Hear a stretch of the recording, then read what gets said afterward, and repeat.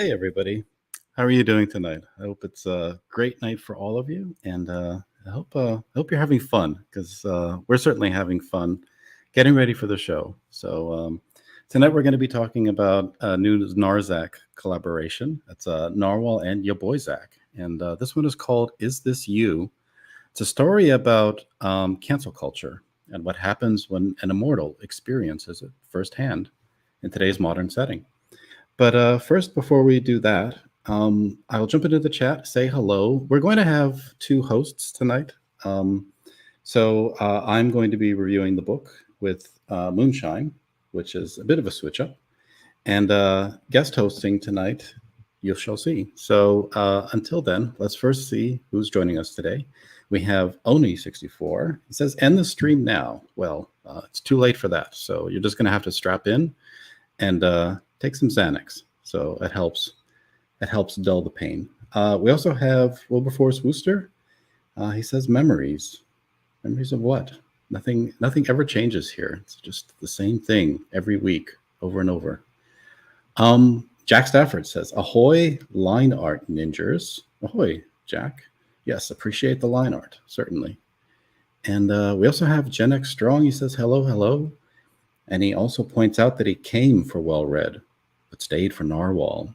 Well, you're quite the virile man. Surprised you're able to handle both of us, but you're quite welcome. And go check out Gen X Strong, his YouTube channel. It's awesome content and great fun. And he's a longtime CGer, so give it a subscribe. We also have Twitless here. He's begging him not to come. Twitless, that's a filthy thing to say in the chat. You deserve a banning for that. I can't believe it. And Wilberforce also points out that I ruin everything, which is what I'm good at. I mean, they need somebody here to ruin everything so that Wilberforce can come along and clean up. He's good at cleaning up after me. So we also have Jack Stafford pointing out that this is Studio 54. Well, Jack, you're quite prescient. So hosting tonight, I will bring them on. We have Bjorn. Well, you're supposed to say hello, Bjorn. Hello, Bjorn. I love it. Guten Tag, guten Nacht und guten Berg from the land of chocolate and industrial music and concentration camps. It's so wonderful to be here, Well-Read. Heil Comicsgate, Heil Well-Read, Heil Jack Stafford. We know each other actually from Grindr. Und Heil Moonshine und Heil Twitlist. I guess Unzig Heil Twitlist. I don't know about that, but I'm very excited to talk about the Nazi comic. Well, okay, yeah, that is true. Actually, there are Nazis in this comic, and you sound wonderful. You're delicious. Oh, Bjorn. Somebody turning you, I have a little snack for you. His name is the Twitless. You have a little sugar in you too. I can tell. Yes, absolutely. So please welcome Bjorn's co-host tonight is Twitless. So it just lights up a room with that sound, whatever that sound is.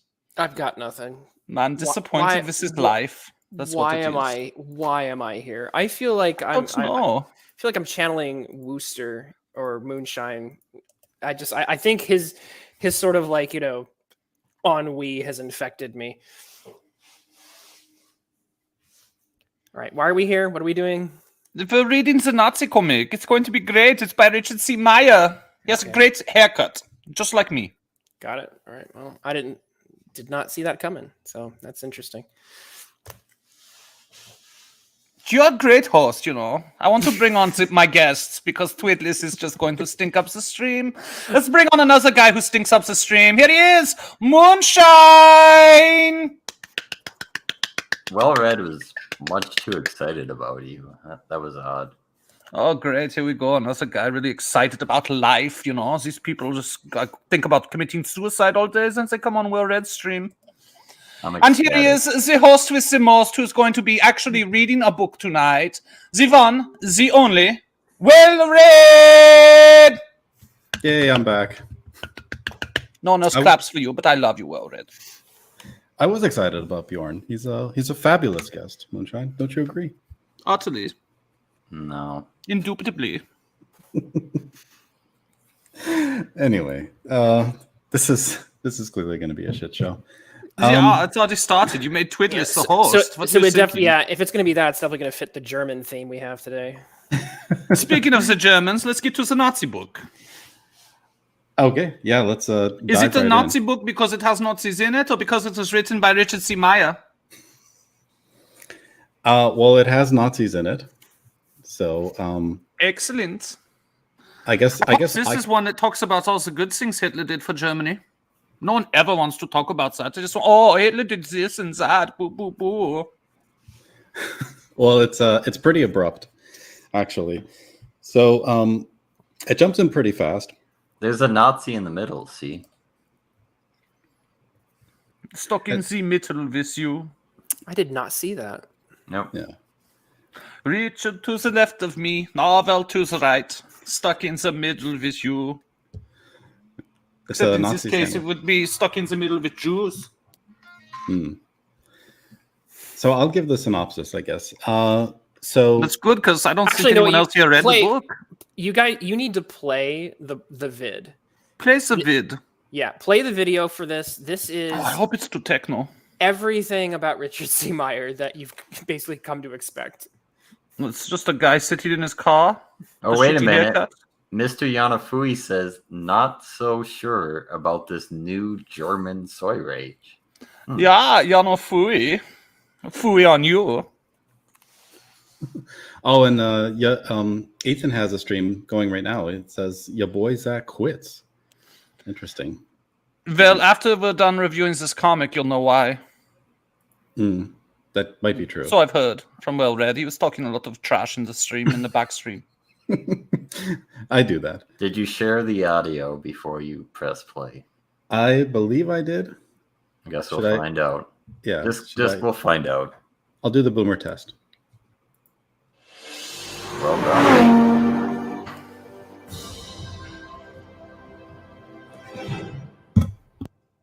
Hi everyone, it's your boy Zach, and this is the promotional video for our new Indiegogo campaign, Is This You graphic novel by Narzack. That's me and NARWHAL working together.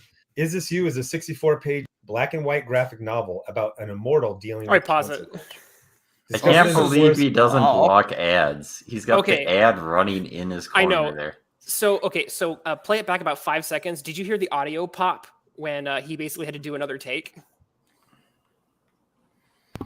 Right here? Yeah, it should be about here. Graphic novel about an immortal dealing with cancel culture. Discovered in a forest in Europe during World War II.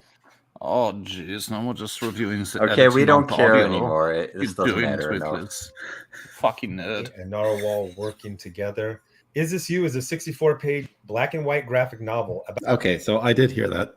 Okay, all right. So has anyone ever seen It's Always Sunny in Philadelphia when Mac and Charlie try to put together ads to scam people out of money and they go fight milk, and it's very clearly edited with a one of those video boards from 30 years ago. This is Comicsgate. The only thing people watch in this are Disney movies and yell about it. Come on. What I'm just saying is that it's just hilarious the level of 1980s video editing that we're getting, where you can very clearly see he's just jamming clips together. It's what I'm saying. It's boomer. It's very boomerish. This is how a boomer puts together a promo. Can we just watch the video? About an immortal dealing with cancel culture. Discovered in a forest in Europe during World War II, Alistair Belmont is recruited by the Allied forces and used as a spy behind German lines. After the war, Alistair is revealed to the world as the only living example of an immortal. He enjoys an easy life of celebrity over the ensuing decades. But with over 50,000 years of life, Alistair has a lot of past. Too much. Alistair has to deal with the threat to his legacy and possibly his very existence. Alistair is abandoned by almost everyone except for his ancient tribe. Is This You is a story about inhumanity as viewed by those who witness humanity being born, and those who will still be there when humanity dies. Also available as bundles or add-ons, $4.99. Cold War era paranoia meets 1980s slasher flick. Kids versus book. Their war Just hero in case you don't parents know. to the death. POD, payment on delivery. That one's The okay. leaders of Earth must deal with the ramifications of a decades-old secret treaty between Nazi Germany and an alien empire. So this is a pretty only that simple was true. campaign. You can either get the Narzack 3-pack, which is This You, $4.99, and POD for $60, or you can get the graphic novel for $25. You can individually add any book you want. Will you pause this for a moment? I think you can get twice as many pages for only $20 if you backed Foreign Agent. So the choice is yours. Yeah, I mean, Foreign Agent is the superior product to everything that's been mentioned so far. So definitely pick that up instead. It's much cheaper per page too, which is crazy. You can also upgrade to Gemini Mailer if you're an international backer. Domestic backers automatically upgrade to get their Gemini books shipped in Mailer. Gemini Mailer. No folded comic book with a, Yeah, I know, with a right? sticker on it for you. Oh, that one's for Amit. That's the Amit tier. I feel like it's a little funny. Upgrade to cardboard tier. Like your book will actually be shipped and not in a plastic bag. Otherwise, I'm going to be licking stamps and sticking them on the front of your comic and scribble your address there. I think he uses a mailer is the difference. Jeez Louise. You know what I can't understand right now, guys, and maybe one of you can help me with this. How come Ethan didn't just have War Campaign get rid of this guy straight out? This is terrible. I don't know what to say about that, Bjorn. Aren't you supposed to be aroused by things and like horny or something? Even the chat is Yeah, but have you heard surprised by Richard's this. voice and seen his haircut and his face and read his comics?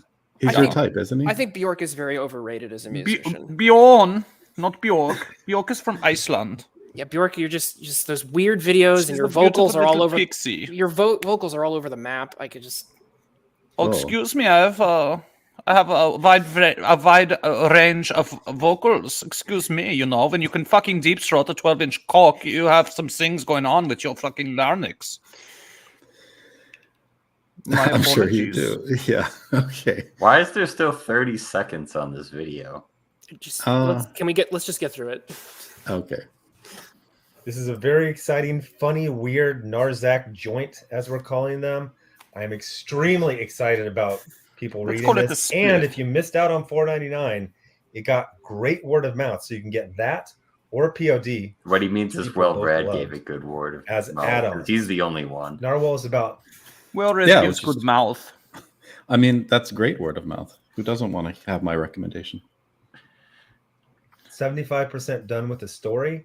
And just like with $4.99, it's going to have a very robust commentary section at the end with a peek at the script, development for sure. sketches, and commentary from Narwhal and I. Oh, Is this your Bjork graphic is novel very available popular in now the on- chat right now. yeah, Bjork is Belned, wonderful. Jack, everyone loves him. You should see me. I do a Bjork cosplay sometimes, you know, around Oktoberfest. It's very fun. Okay, I have to give a little bit of crap to just this pitch video. This is low effort for a pitch You for a think so? pitch for a pitch. Have you seen the Iron Sights pitch video? This is amazing compared to Oh that. my gosh. Like, for the money that he gets for these campaigns, he should be putting a little bit more effort than basically videotaping him going over his campaign with like obvious badly edited cuts. You either go worse in your editing to capture the kitsch, or you go into something where it's a little bit more high quality. But You know who should have made the trailer for this? Narwhal? Yes. Anyone but Richard? I would point out also that this is not 64 pages. It's 47 Yeah, pages. I was just about to ask that because it was a fast read. There's no way this was. It's 64 pages. 47, I counted. Oh, okay. I'm glad. So he lied to the people. Well, this happened with 499 as well. So he doesn't know how to count. He pitches it, and I don't think Narwhal has done the storyboard yet. So he says it'll be 64, and then they do their editing, and that's 47. But well, did you only count story pages, or did you include also story pages? Okay, Yep. So maybe with the. But emails, I mean, it says a 64-page black and white graphic novel. There's no way you can say the extras at the end would be in that description of 64 pages. To be fair, KSSS, this is our regular night, so we're always going to be here. Yeah, blame the others, not poor little well-read. Poor little bunnies. We never do anything wrong. This is the only thing these people have to look forward to all week in their miserable lives. Take it easy on them. Hothead Studios, I think he only made 400,000, but I guess that's close. But he did spend $27 of it on shoes at Walmart. No, I'm just saying that, like, normally when you see an indie production like this, they usually try harder and they usually use the money to, like, put more production effort into some of their pitches. But, like, this is not giving me, I'm just saying, and this is someone who actually kind of likes Richard, but this is not giving me a lot of confidence to back this product, because if you're just going to put in like 10 seconds worth of, hey, I'm pitching this story, it's great, buy it, and you're not even going to try to put any production value, because there are people in this community who would line up and probably do a nicely edited video for free. All he would have to do is just say, hey, I'm putting together a pitch video, who would help me make it? And there'd probably be like half a dozen people who would do it for free. The fact that he won't even do that, I'm sorry, that's disappointing. You're letting people down, Richard. Do better. I would say there is something to be said. This is a fast project, bare bones, but then you don't charge $25 for it. This should have been $10, not $25. I will say that. I mean, $15, I guess, because it's square bound and not a floppy. But otherwise, yeah, it's $25. Yes, but did you see, like, the thickness on the cardboard? It's very thick, $10 to have that shipped in the cardboard. That's an excellent deal. Trust me. Well, can you use the cardboard for other things other than? Yeah, you could build like a fort for children to play in. You can even build like an oven. A house for a homeless guy on the street to sleep in. That's actually pretty good, Twitless. No, it wouldn't make a good oven because it catch on fire. Velinid, that's a good clarifying point about 499. I think in this case, it just always was 47 pages, though. I don't think it was edited down. I think this is what came out, and it was just pitched before it was finished. So, yeah, I still stand by the idea that 499 needs a director's cut. Like, I want to see the Narwhal cut of 499, what the original book was meant to be. I love how we're spending way more time talking about anything except for the book we're supposed to talk about today. I don't know if this bodes well for the review. Well, you're the host, so ask us questions about the book.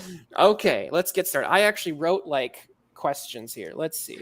I have a question. Here? No, that's not. Yeah, while he's looking for a question, I'll ask a question. It's kind of a hard question. Why doesn't Richard edit his writing on paper before having Narwhal just draw a bunch of pictures and then decide which ones he likes? This I can answer. It's because he didn't write it either. Narwhal wrote this. Oh, this is all a Narwhal book. Yeah, it's just Zach's concept, essentially, and Zach editing. Oh, so he's like the Stan Lee of the Comicsgate now. Yeah. I'm pretty sure Narwhal wrote the whole script for this. Except not as charming and this worst haircut and doesn't really dress well. So I'm really getting some low effort vibes here then. It's like he didn't even write the thing. Well, it's his concept, and like he threw ideas at What Narwhal. he does is he takes a dump every morning and he texts Narwhal with an idea for a comic book. So and if Narwhal likes it, he draws it. What you're saying is that he's pulling a Stan Lee where he throws the he throws the pitch and then he says, I'll put some words on it later. Yeah, I mean, there's an email change, so it's more than just the pitching. The product was spat out. There's some back and forth, but the overall work is by Narwhal. Yeah. And I think it kind of shows, like, 499, I think the issues there and the reason why so many people don't like it is the sequencing. Like, I feel like key parts of it are cut. And so you really have to read into it a little bit to get the subtext, I think, that was meant to be established in that book. This one is just very straightforward. You read it front to back. There's no need to really have to dwell on it too much. You read front to back? Yeah, there's no alternate paging. So it's not Korean style manga. I will say that this is in grayscale. The bisexual lighting, which people are commenting in the chat, is just the cover. Yeah. Okay, so I've got a couple of questions here. So let's start with a personal one, not about you, but about the creators. Knowing what you know about the creators, how personal do you think this story is? There seems to be a resonance here because some of Zach's kind of rise to whatever quasi-fame he's got actually has to do with his cancellations that he's had to deal with. So I feel like there's a personal angle there. I also think that that Narwhal may have dealt with I'm not as familiar with Narwhal's history, but I feel like he may have dealt with some aspects of this as well. So how personal is the cancellation aspect of this story? I'll let Well-Read answer incorrectly, and then I'll correct. Okay, you correct him. Well, I mean, it's clearly Zach coping with some of the cancellation that he's experienced. In the emails, it starts out with him saying, "I had this hilarious idea about somebody getting canceled," and he proposes this ridiculous scenario where it occurs. But it's pretty much him trying to laugh at his own experiences by thinking of this crazy alternative world where something similar happens in what happened to him. So yeah, I would say it's pretty personal, but it's more like trying to laugh off bad experiences personal. Did I give the right answer, Moonshine, or did I fail the test? Well, I mean, that's probably what Zach was thinking, but since he did very little of the writing, I'd say it's more of a concept was given and it was taken just to absurd levels just to be entertaining. It's more of like the initial concept is because Zach knows about canceling and just generally that's a topic. And this is just, let's make an absurd situation about it. It's very Twilight Zone in the way it plays out. It's like this is the way you tell kind of modern day controversial concepts. You just kind of take them to the extreme. So you think about it, but it's not saying, see, this part is bad. This is good. It's just kind of absurd as it's set up and plays out. Well, it's got a revenge thing to it because so all the typical things that would happen with the cancellation happens here, except it's almost like, haha, now you're canceling an immortal. That. This is the same thing as a Twilight Zone. It's like a concept someone's put down upon, and then there's the people get some comeuppance because it's the Twilight Zone. Yeah. And it's all Zach's idea. I mean, the basis for it, Narwhal kind of came up with the story sequencing and the scenarios that play out here. So I think that was mainly his contribution. Do you think that this is Narwhal dealing with has Narwhal had to deal with aspects of cancellation? Is this him processing that as well, or is he just taking the concept and running with it? Is there a personal angle, do you think, for Narwhal here as well? Well, I think Narwhal has talked a little bit about like he can't do this because they find out he's comic skate or whatnot, or this person won't work with him. But I think this is just Narwhal having fun. He's given the concept and he's playing with it. Yeah. I mean, I think Narwhal is trying to take this idea and just thinking of a creative way to tell the story. I mean, if we want to get into the details of what actually happens, it's Narwhal being, doing kind of what he typically does on his streams. He thinks of unique situations to tell the story in. And that's kind of what he did with Zach's pitch here. Bjorn, have you ever been canceled? Yeah, one time it wasn't really my fault, I didn't realize there were children at the party when I walked in nude. But yeah, I got in trouble for that, but it's no big deal, it was years ago. Well, that's no reason to cancel anybody. I mean, middle school, right? I mean, half of us are streaming into nude right now, you know what I mean? Yeah. If a middle school teacher can do it, so can you. The chat can guess which two are in the nude. You have a 50-50 shot of being correct. Yeah, it's me and Twiddlers. Of course. Yeah. I just spoiled the game there. But, all right, so now that we've kind of got into that question, if you break down a little bit of what goes on in the story, give us a brief synopsis of kind of what's going on here for those who just got the basic pitch that Richard threw together. Well, what I find interesting, it starts with a talk show, the classic kind of Oprah thing. But I mean, I don't know if Well-Read noticed this because he read it so fast, but it gives you very subtle, I mean, not even subtle hints that this is going to be pretty left wing, these people here. For example, rather than saying, ladies and gentlemen, let me introduce Alistair Belmont, she says persons of the audience, which of course is now the correct way to introduce the audience with your proper PC terms. Because ladies and gentlemen, maybe they are neither. So you can see this. He's being walked into this, and then some nerdy internet loser says, "Is this you?" And they put up a picture. So it it was a trap. They're bringing him in to show him, hailing Hitler. And so that's the premise of the story. And then there's a comedy of errors and tragedies. He finally scrolls down. Yeah. So grateful. So that's the initial start. Hey, that's my guy. That's the kickoff. Yeah. So there it is. This is all planned as we find out because she paid the guy to bring this up. And this is the "is this you" question. I'm assuming framing the okay. Yeah, it's literally said in like the third page. Is this you? And then they show the picture. So how does this again? So a brief synopsis. So he obviously has to deal with that. Does this, in terms of the tone here, is this a? So it's I know pretty. Spot. Do you want me to explain it? I'll explain it. Watch. So this is a part where he goes on Oprah Winfrey, right? And so like, do you know him? And he's like, oh, Oprah, I am so in love, right? And he gets up on the chair and he like stomps around like a crazy Tom Cruise guy. But he's in love because, like this is leadership, right? And he sees leadership and it's just like an attraction people have to powerful people like Uncle Adolf there. It's the mustache that drives the I would wild. say though it's pretty fast paced. He doesn't like sit here and try to explain it. He leaves the building and there's already a mob after him.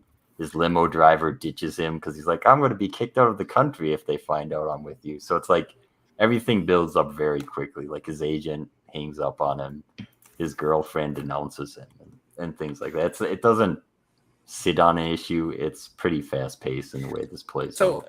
Get me with explain the tone a little bit, because you said Twilight Zone, so that kind of tells me it's sort of like a allegory, kind of social allegory, problem story. Is this a comedic piece? Because I also heard some things about it being so crazy. So like, where's what tone are we hitting here? It's absurd in that sort of comedic sense. Like he's an immortal and he lives with some immortal tribe. So like it's obviously nothing real life about it, the way it plays out. But the way he's canceled, like if it was a normal person and like the person canceling him is like this very greasy, lives by himself with this cat kind of little shrimp person that has like 17 computer monitors in his home. So everything's just amped up. Like imagine the egg on his face at the end when he shoots himself in the head and he's not dead and he's like, oh, I'm so sorry, Ava, I guess I am immortal.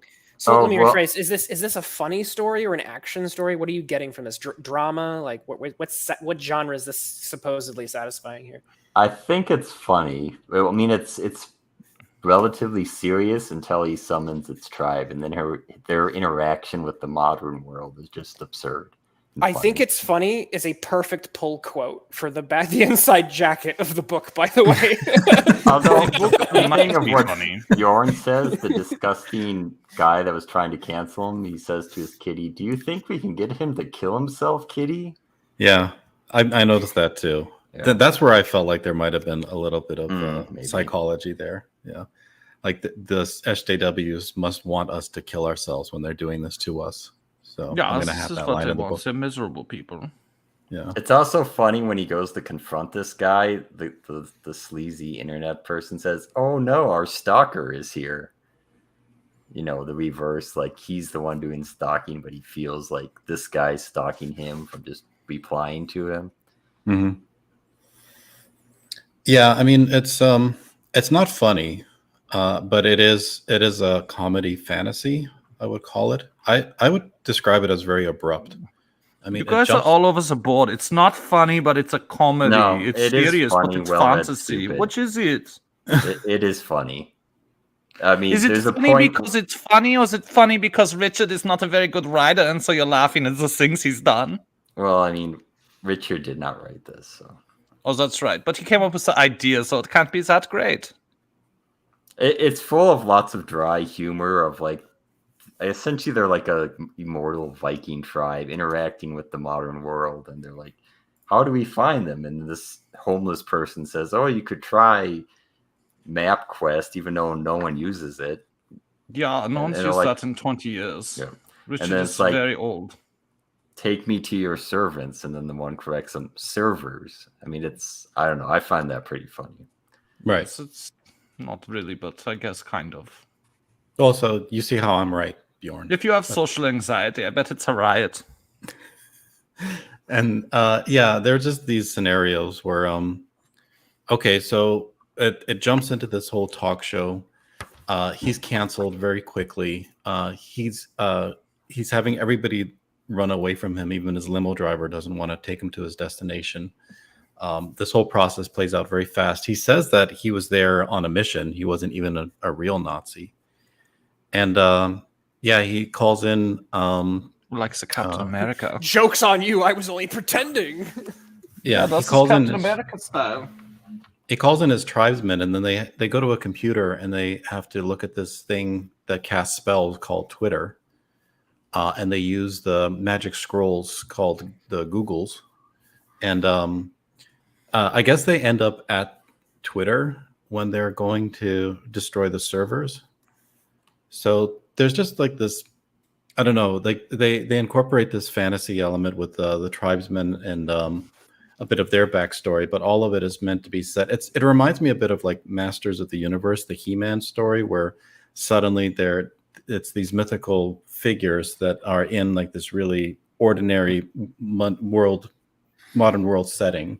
Show us another page. Maybe we will get what you guys are talking about when we don't see Hitler anymore. It's a great comedy and funny, and there's Hitler in the middle of it all. Alistair. It's not even spelled correctly, but whatever.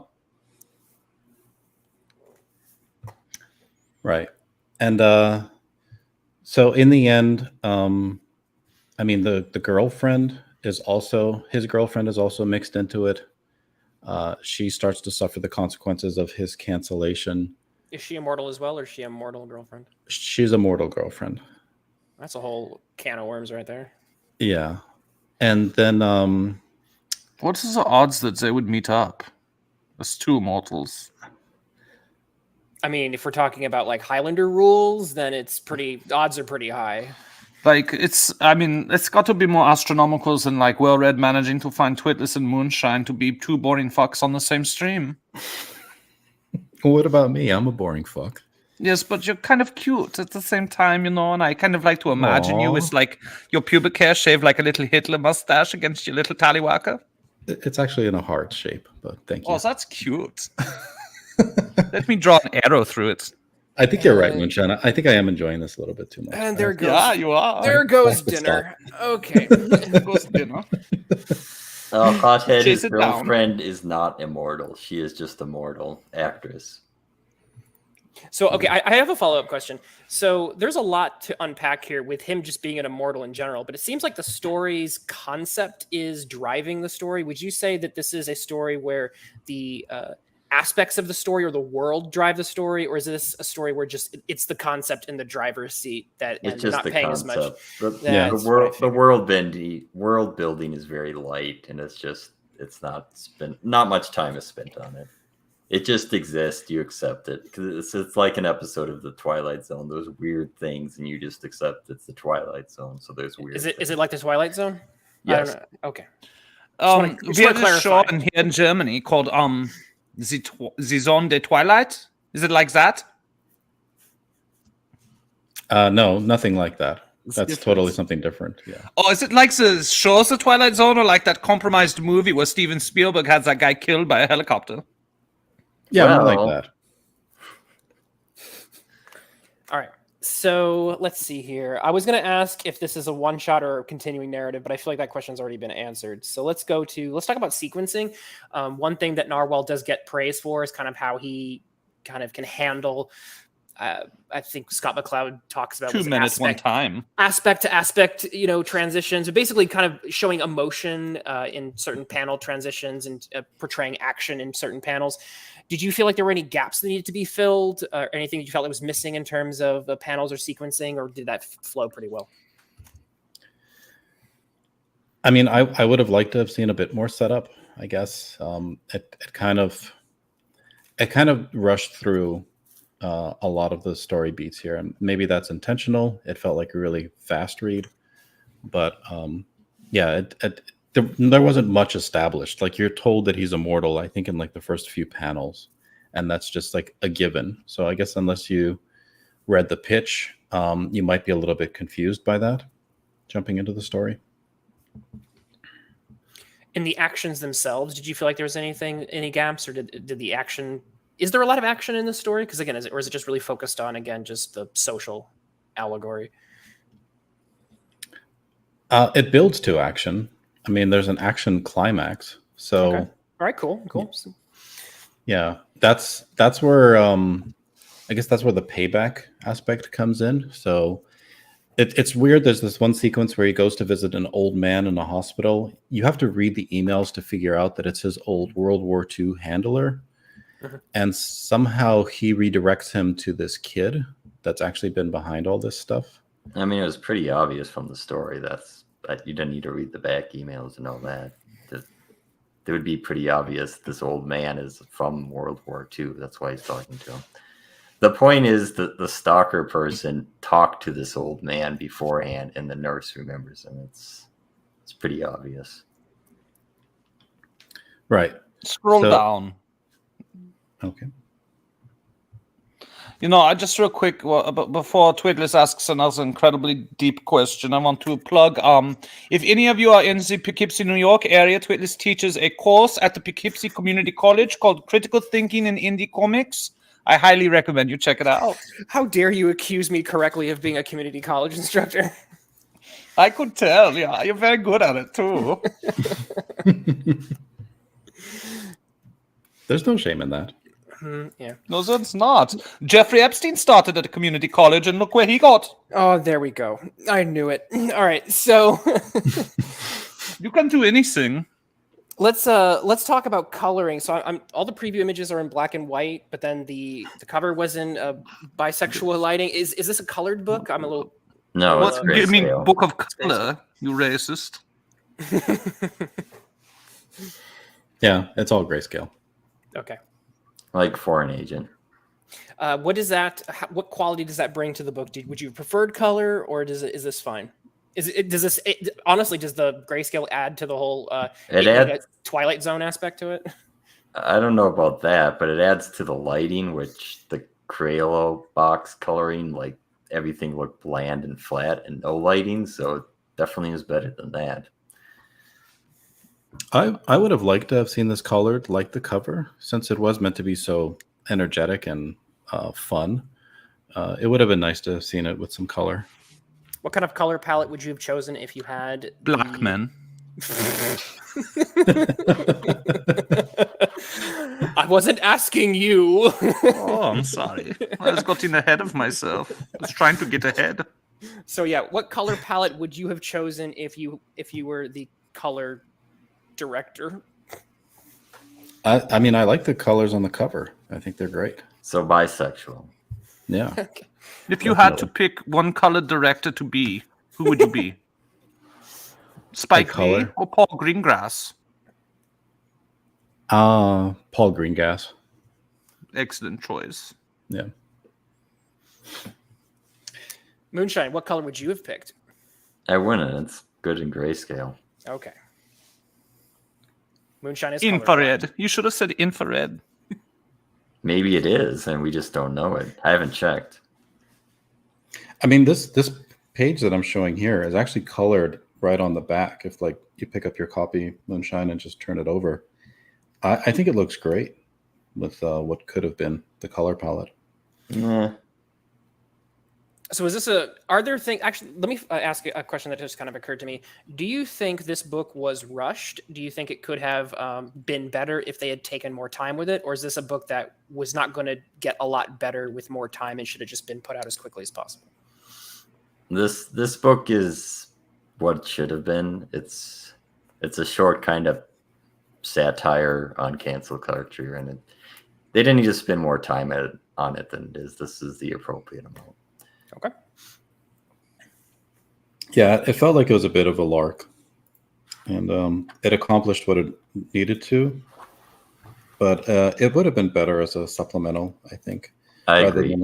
It should have been like Payment on Demand. It's just a side book, or maybe a series of stories, like with Payment on Demand, this and something else. Just a bunch of short stories. Probably would have been a better way to sell it.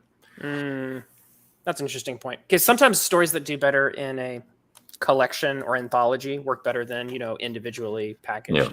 So here's the important question. Should Narwhal just branch out on his own and forget about Zack and just do his own thing because the Nosferatu was clearly superior to all of this?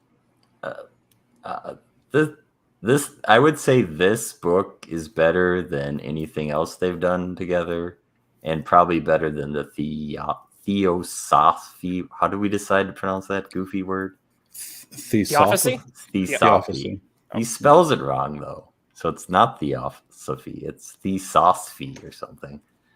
But this is the best they've done together, I think. It's the right amount of absurd, and if you're going to cover a real life concept, the satire is a better way to do it than just present it straight up and do action. Okay, pop quiz hot shots. Who is the more talented of the two, Richard or Narwhal? Narwhal. Didn't even. You're like basically Amazing. tripped over to answer. Well, I mean, I would say Narwhal in terms of story concept and ideas may well be a genius. So. Oh wow, it's a bold claim. All right. So speaking of which, let's ask a Narwhal specific question. Actually, before we get to that one, I'm a little unclear about. So without giving away the ending, without spoiling it entirely. No, let's give away the ending because that's. Yeah, I mean, we always do spoilers here. So Why not? the ending is essentially the Joker, but with a Viking immortal. So. What do you mean? He falls from a tower and dies, and it's going ha ha ha ha ha No, ha the, ha ha. No, Modern No, Joker. the modern Joker. Well, with, he's just hung upside down and then taken to he Arkham. burns a bunch of money. He's on a and tries talk to blow show. up a He boat. stabs the stalker and he cuts off the talk show host head. Oh, the new Joker, Yeah. Joaquin Phoenix. It's so funny because when you say new Joker, it's like which one? Are we talking Jared Leto, the one that from No, the they're talking Batman? about The Joaquin. movie Joker. Yes. Joaquin, Joaquin yes. Phoenix, that's the one. Okay. Joaquin Phoenix. Yes. There's like 6 new Jokers. Oh, geez. Bjorn has been with all of them. Yeah. So I mean, I'm Okay, pretty so sure let's that- find out. Is Narwhal circumcised or uncircumcised? What's your guesses? Both. Ooh, Half. very good choice. Okay, so asking a Narwhal specific question. That was a Narwhal specific question, Twiddlers.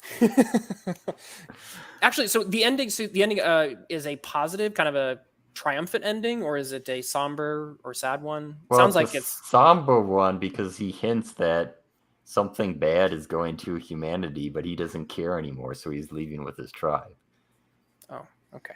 So like they only have, it sounds like a few decades left, and then humanity's going to die or something. That's the implication. So is there? Wait, that's interesting. I'm going to plumb that for a little bit more. Is this like a Messiah complex thing where it's like, oh, you didn't see my genius, so I'm going to take my ball and go home and quit comics, and the world can go to hell. But I could have saved you. Maybe, I don't know. He takes his mortal girlfriend with him, though. But Isn't And he was that never much of a what Zack savior. is doing on Ethan's stream right now? Didn't he just quit? Is this like foreshadowing the future? I don't know. I mean, we're here, so I'm not sure what's going on in Ethan's stream. Well, someone but, in the chat is watching it too, as they like to watch simultaneously. You know them. no. Well, you have 2 eyes, so each one can be doing something different. Yeah, I'm curious. Like, does Richard kind of see himself as the savior of comics, like some other people that we could talk about but we won't because we'll get copyright struck? I think Who it's is that? more of just it's an immortal, so they know things. It's just more of you screwed up so much, you removed a immortal from your society. But I think that was just the point. Mm-hmm. A lot of it was the SJWs just get their comeuppance, and they were pretty unrepentant towards the end. So No. SJW's unrepentant? yeah, I mean, you would think this little, squeaky little coward would at least have a little fear, or something sincere would come out of them actually being confronted and pulled out of their little hovel with their cat. I'd like to say James Hayes said what I didn't say. He said ended with a talk show murder spree, and you ask if it was joyful. Hey, there's definitely some comics where both of those things can coincide. I think it's a lovely children's book, Starts with Hitler and ends with a murder spree. Yeah, it is for kids. for kids. Right. Okay. All right. So the Narwhal specific question I wanted to ask is how interactive is this book, taking into account the interactivity concept that Narwhal thinks is so important about how readers can, anticipate things and see the clues that an artist or creator can put into a book to have you be very invested in the story. So how would you rate this on Narwhal's interactivity scale? I'd say yellow. We have a question from Amit, though, that needs to be addressed. It's Moonshine, is it better than... It's probably easier to read. Yeah. We have a question from Hothead Studios also. He wants to know how to pronounce my last name. My name is pronounced Bjorn Fritzunschnickel. Can you say it well read? Fritzunschnickel?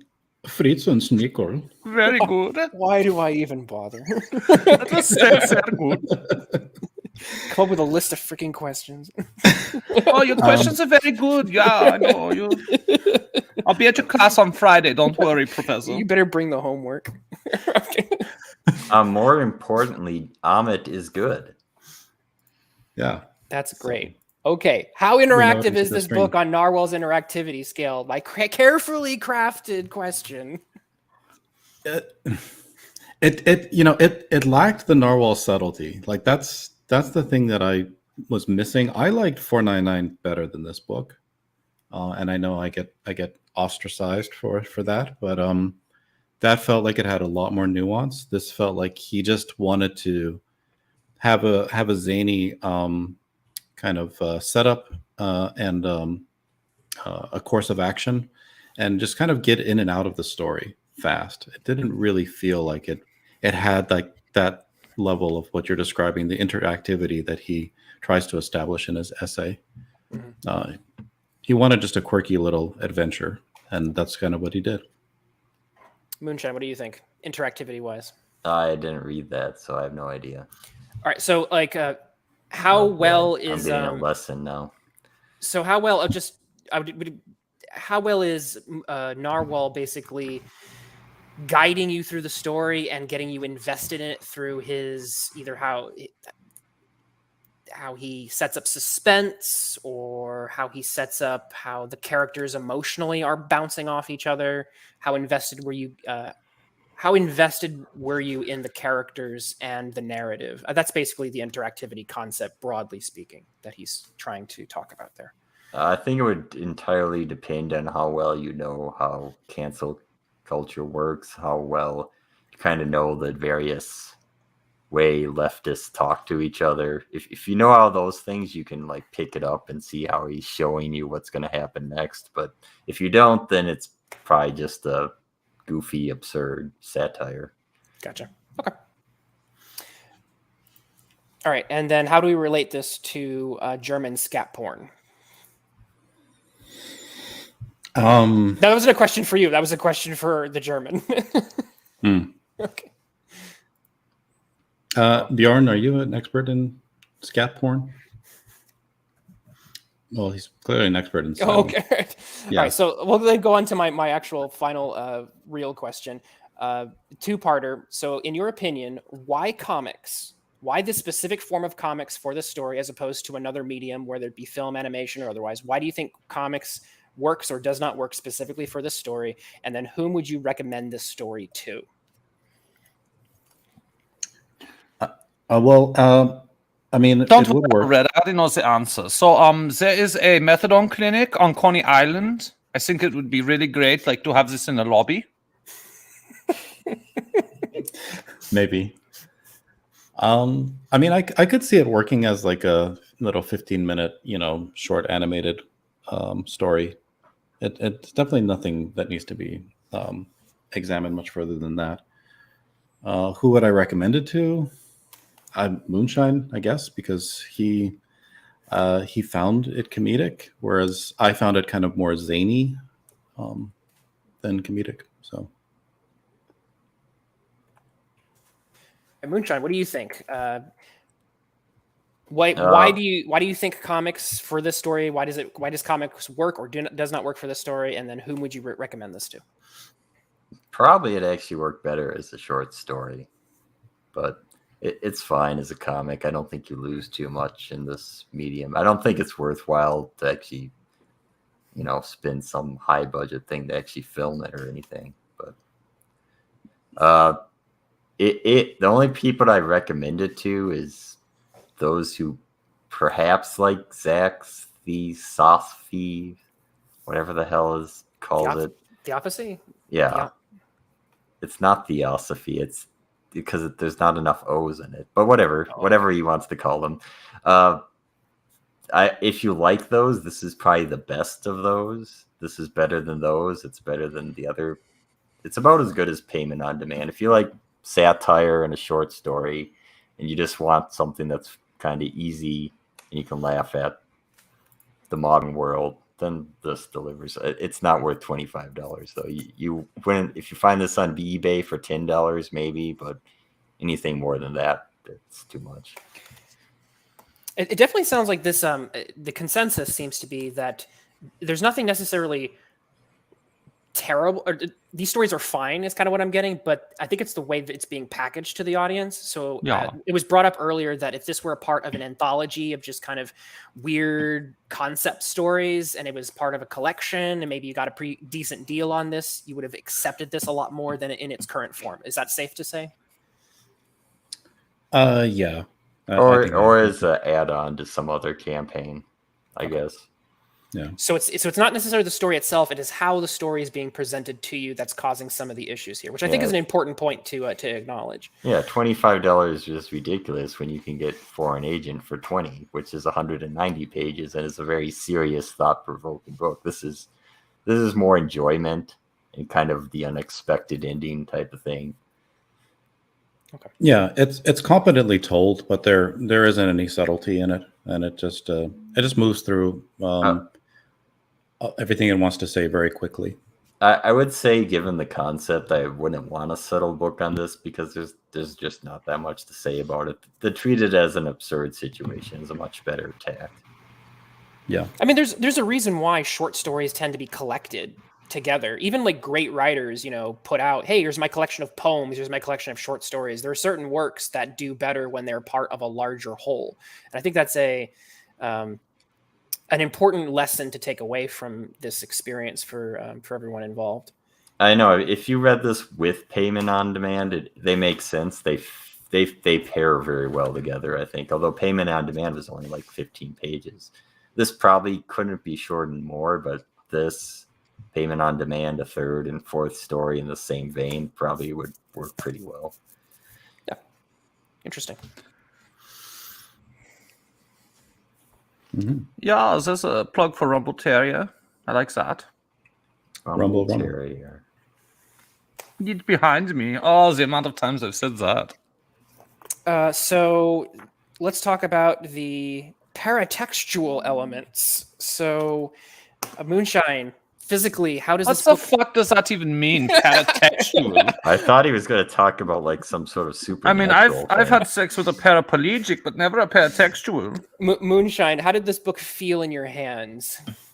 Oh, you mean the physical book itself? It's got a nice matte finish.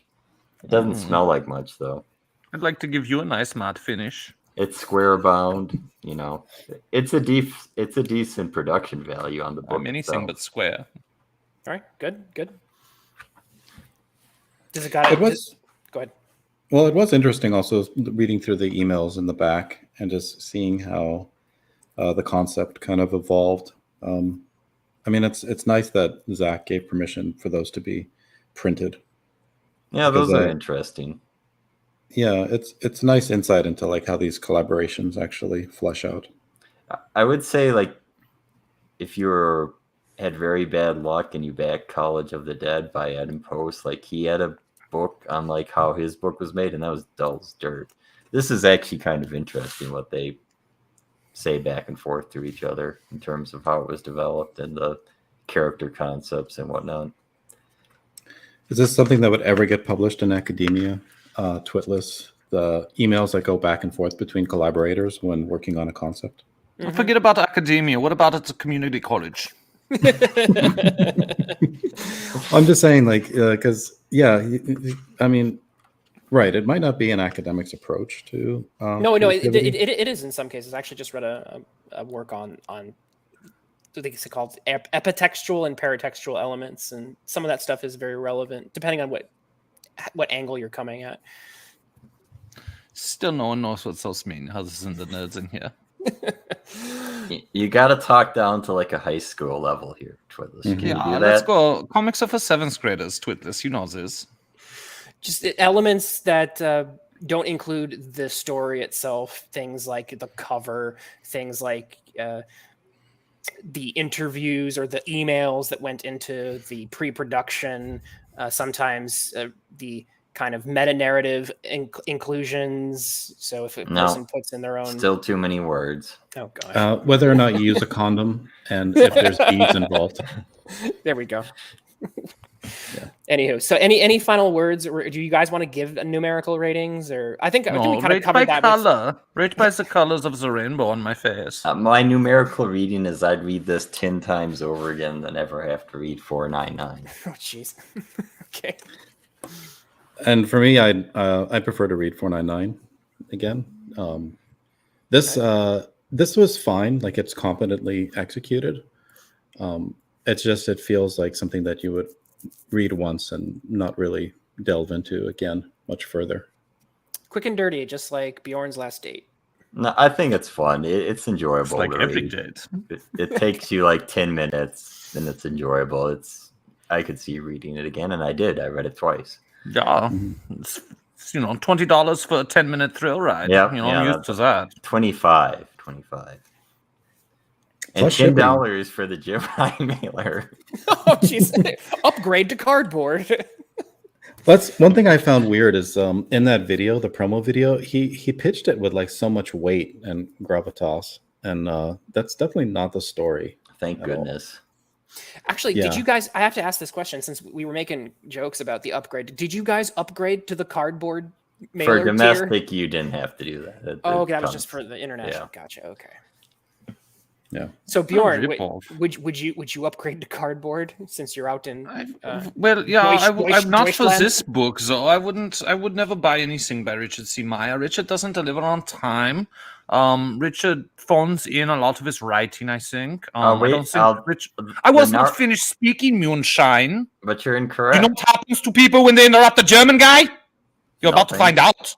Nothing happens. Yeah, they go The away. Russians know nothing They get happens. sent somewhere so they can concentrate on learning to be quiet and wait their turn. No, I'm just kidding with you. I would never do that to you. I would say the Narzack books actually do ship on time. That's all I was going to say. Yeah. Well, that's because of NARWHAL. That's not because of Sly Stallone and Richard C. Meyer. Probably, yes. Right. So no, I would not ever. No, I don't care if people like him and everything. I don't care. He does not deliver on time. He's not a man of his word. I like a man who is a man of his word.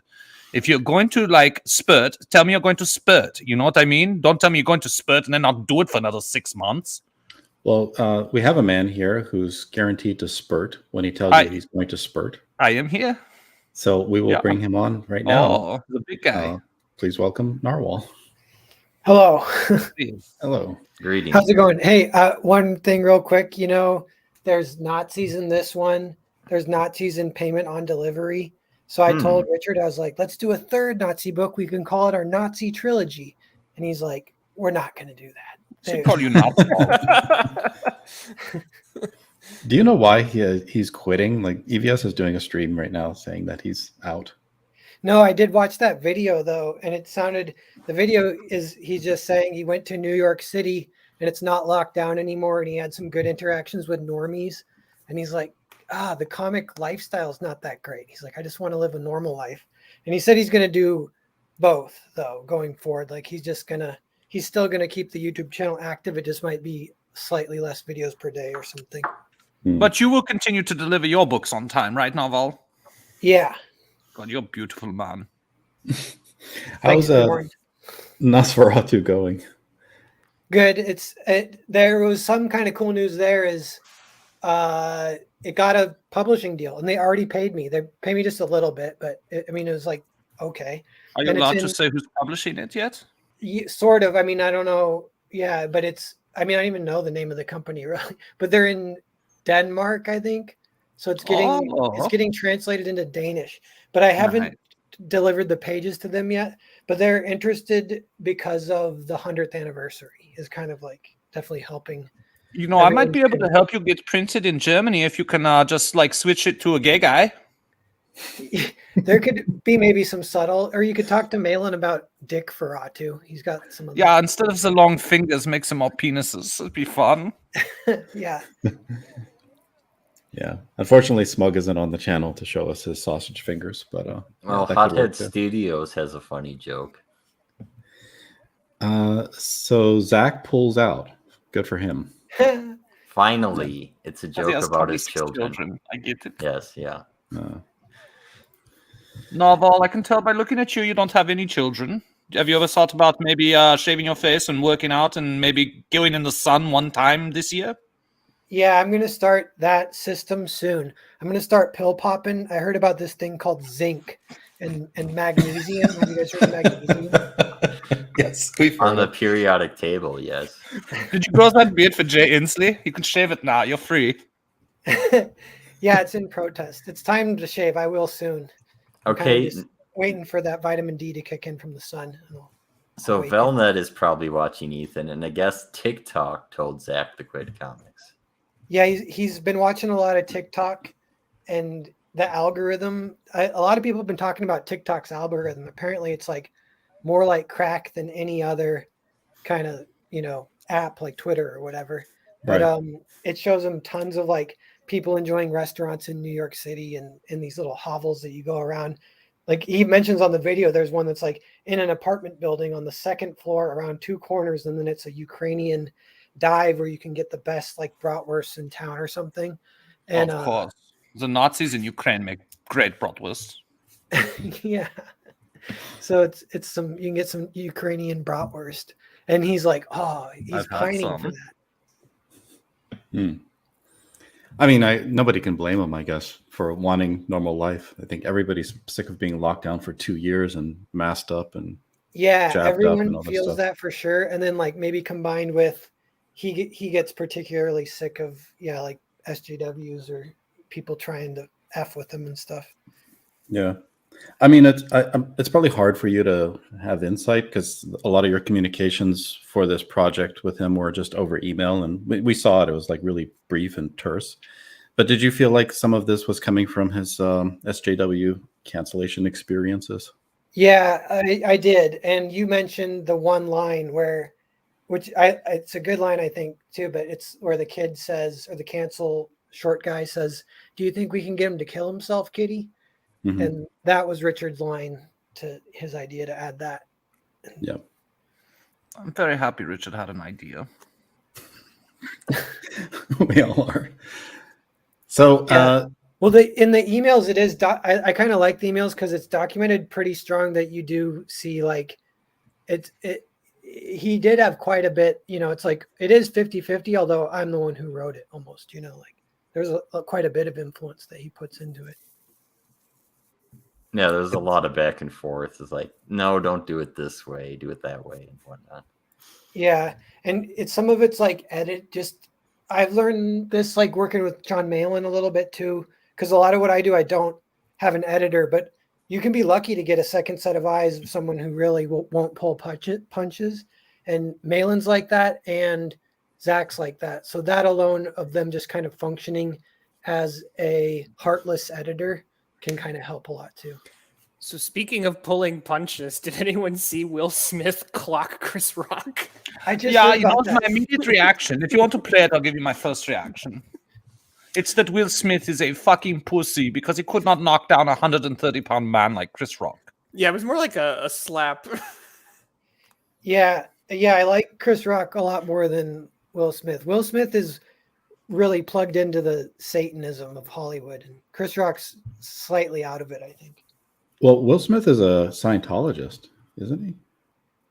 Yeah, he was. I don't know if he is still or not. Oh, his children are very bizarre. Yeah. I heard one of them say that they were reading books on like metaphysical quantum mechanics, and I'm like, those things don't mean anything said together.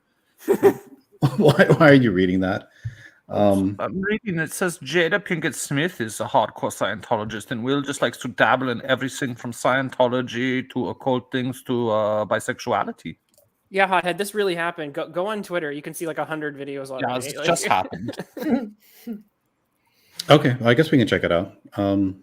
I mean, it doesn't have the ABC logo, so maybe we won't get struck. Well, is this the uncensored version? Because like, not only does he get hit, he goes back to his seat and he starts like yelling at Chris Rock. That's what kind of tells you. Yeah, there it is. Okay, so this might be the whole bit. Yeah, here we go. Let's see what happens. Yeah, that's the whole thing, it seems. Black on black violence. Here we go. Can you hear it? Is it not sharing the volume? So light. You have to turn it up. It's pretty low. Okay, maybe I didn't. Oh, I don't know. Yeah, it's really funny here. Yeah, let me make sure that the audio is shared. Quickly, 1 sec. Yeah. Or I can just pretend like I'm Phil Smith and Chris Rock, and I can do the voices like a anime. All right, let's see if this works now. No, that's terrible. Like, get a different clip. There's some on Twitter you can find. This is someone recording their TV. That's what this is. Terrible. Yeah. They put all the blacks together. It's so racist. There's a whole bunch of people. Do you follow Nerdrotic or Quartering or any of the rest of those people? They've all got clips of it you can find. Okay, I've got one here. Cool. I just want to make sure that well, I mean, it looks fake. It really is this what? No. It's. I'm pretty sure it's not, especially considering like what he says after it happens. Okay. I think it does look like a fake punch because Chris Rock doesn't fall down. He just takes it like a fucking charm. It could be that they're actors and they don't know how to punch. Yeah, but he tried to be Muhammad Ali. He should have learned. I'll stop teasing. I know. He's also a rapper. There we go. Here we go. Oh, that was a slap. Will Smith just smacked the shit out of me.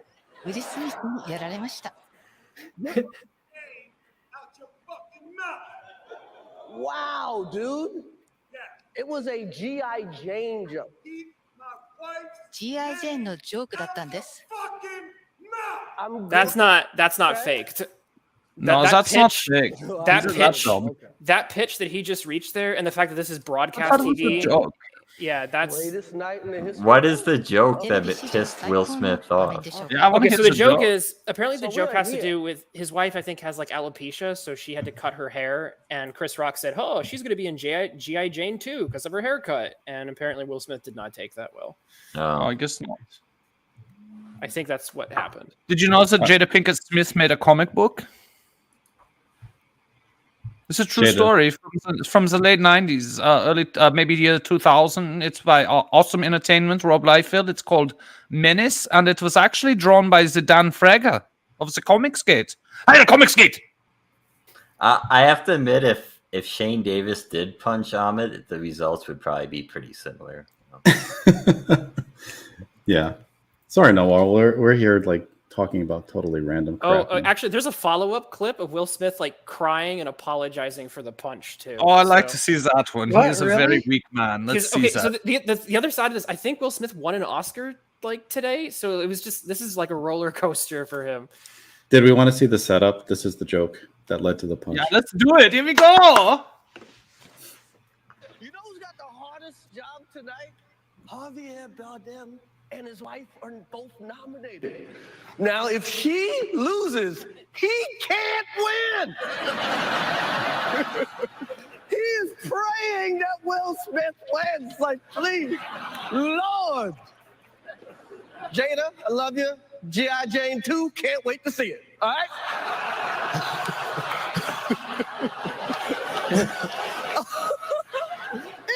That was a nice one. Okay. I'm out here. Richard. Oh, wow. Wow. Will Smith. Yeah, how come he didn't do that to the guys who were dicking his wife down, though? That was the tough guys then. Yeah, maybe this is why he's all weird, is because of that a little bit. Yeah, I think so. On edge. He's cooked. Oh, Jack makes a good point. He doesn't feel represented by the Oscars. Oh, Oscar's so white. At least there wasn't violence there. Now Oscar's is so south side of Chicago. They had 3 women hosting this year in the beginning. So bold and brave. Was one trans? Then it doesn't matter. Pull up his apology. He's like crying and Yeah, let's watch him weep. Let's watch him weep while in the background another man fucks his wife. Maybe it'll be Chris Rock. Here's the reactions to the slap. So these are all the people in the audience. Oh, look at The Rock. This is better than the slap. This is a joke, I think, because I think those reactions are, or is that true? Because those look identical to the reactions from Ricky Gervais when he did his pedo joke. It could be, yeah. I mean, they've got Mel Gibson there, so definitely this didn't happen recently. I like Gotta be this some- kid. I've ever seen Ryan Gosling in though, seriously. Yeah. I don't know. I'm not seeing his apology. They've got The Rock here, though. all right, hold on, I've got it. Yeah. Okay. Notice I'd like to see him try to slap the other Rock. Yeah, that'd be a bad idea. Yeah. All right, I'll post. I'm gonna post the link in private chat so you can pull it up. Jack Stafford points out that it's like watching lesbians fight. Go. I kind of agree. Yeah. Sorry. I think that might have been the end of Will Smith's career. We might have just witnessed it. Well, I mean, he's definitely getting sued for assault, I guess, right? I would hope so. He should be I thrown mean, in like jail. Chris might not. Chris could play it off and not press charges. That might be the better move. Well, I mean, especially since it didn't seem to hurt him at all. So I think the government should press the charges, not him. Okay, Oh, so look, this he's is crying like a little bitch. Oh, this is just like the video with Oh, so Jada. weird, so he had to go up later.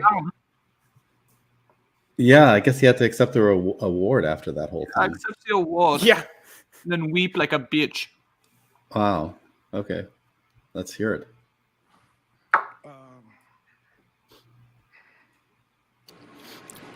I want to apologize to the Academy. I want to apologize to all my fellow nominees.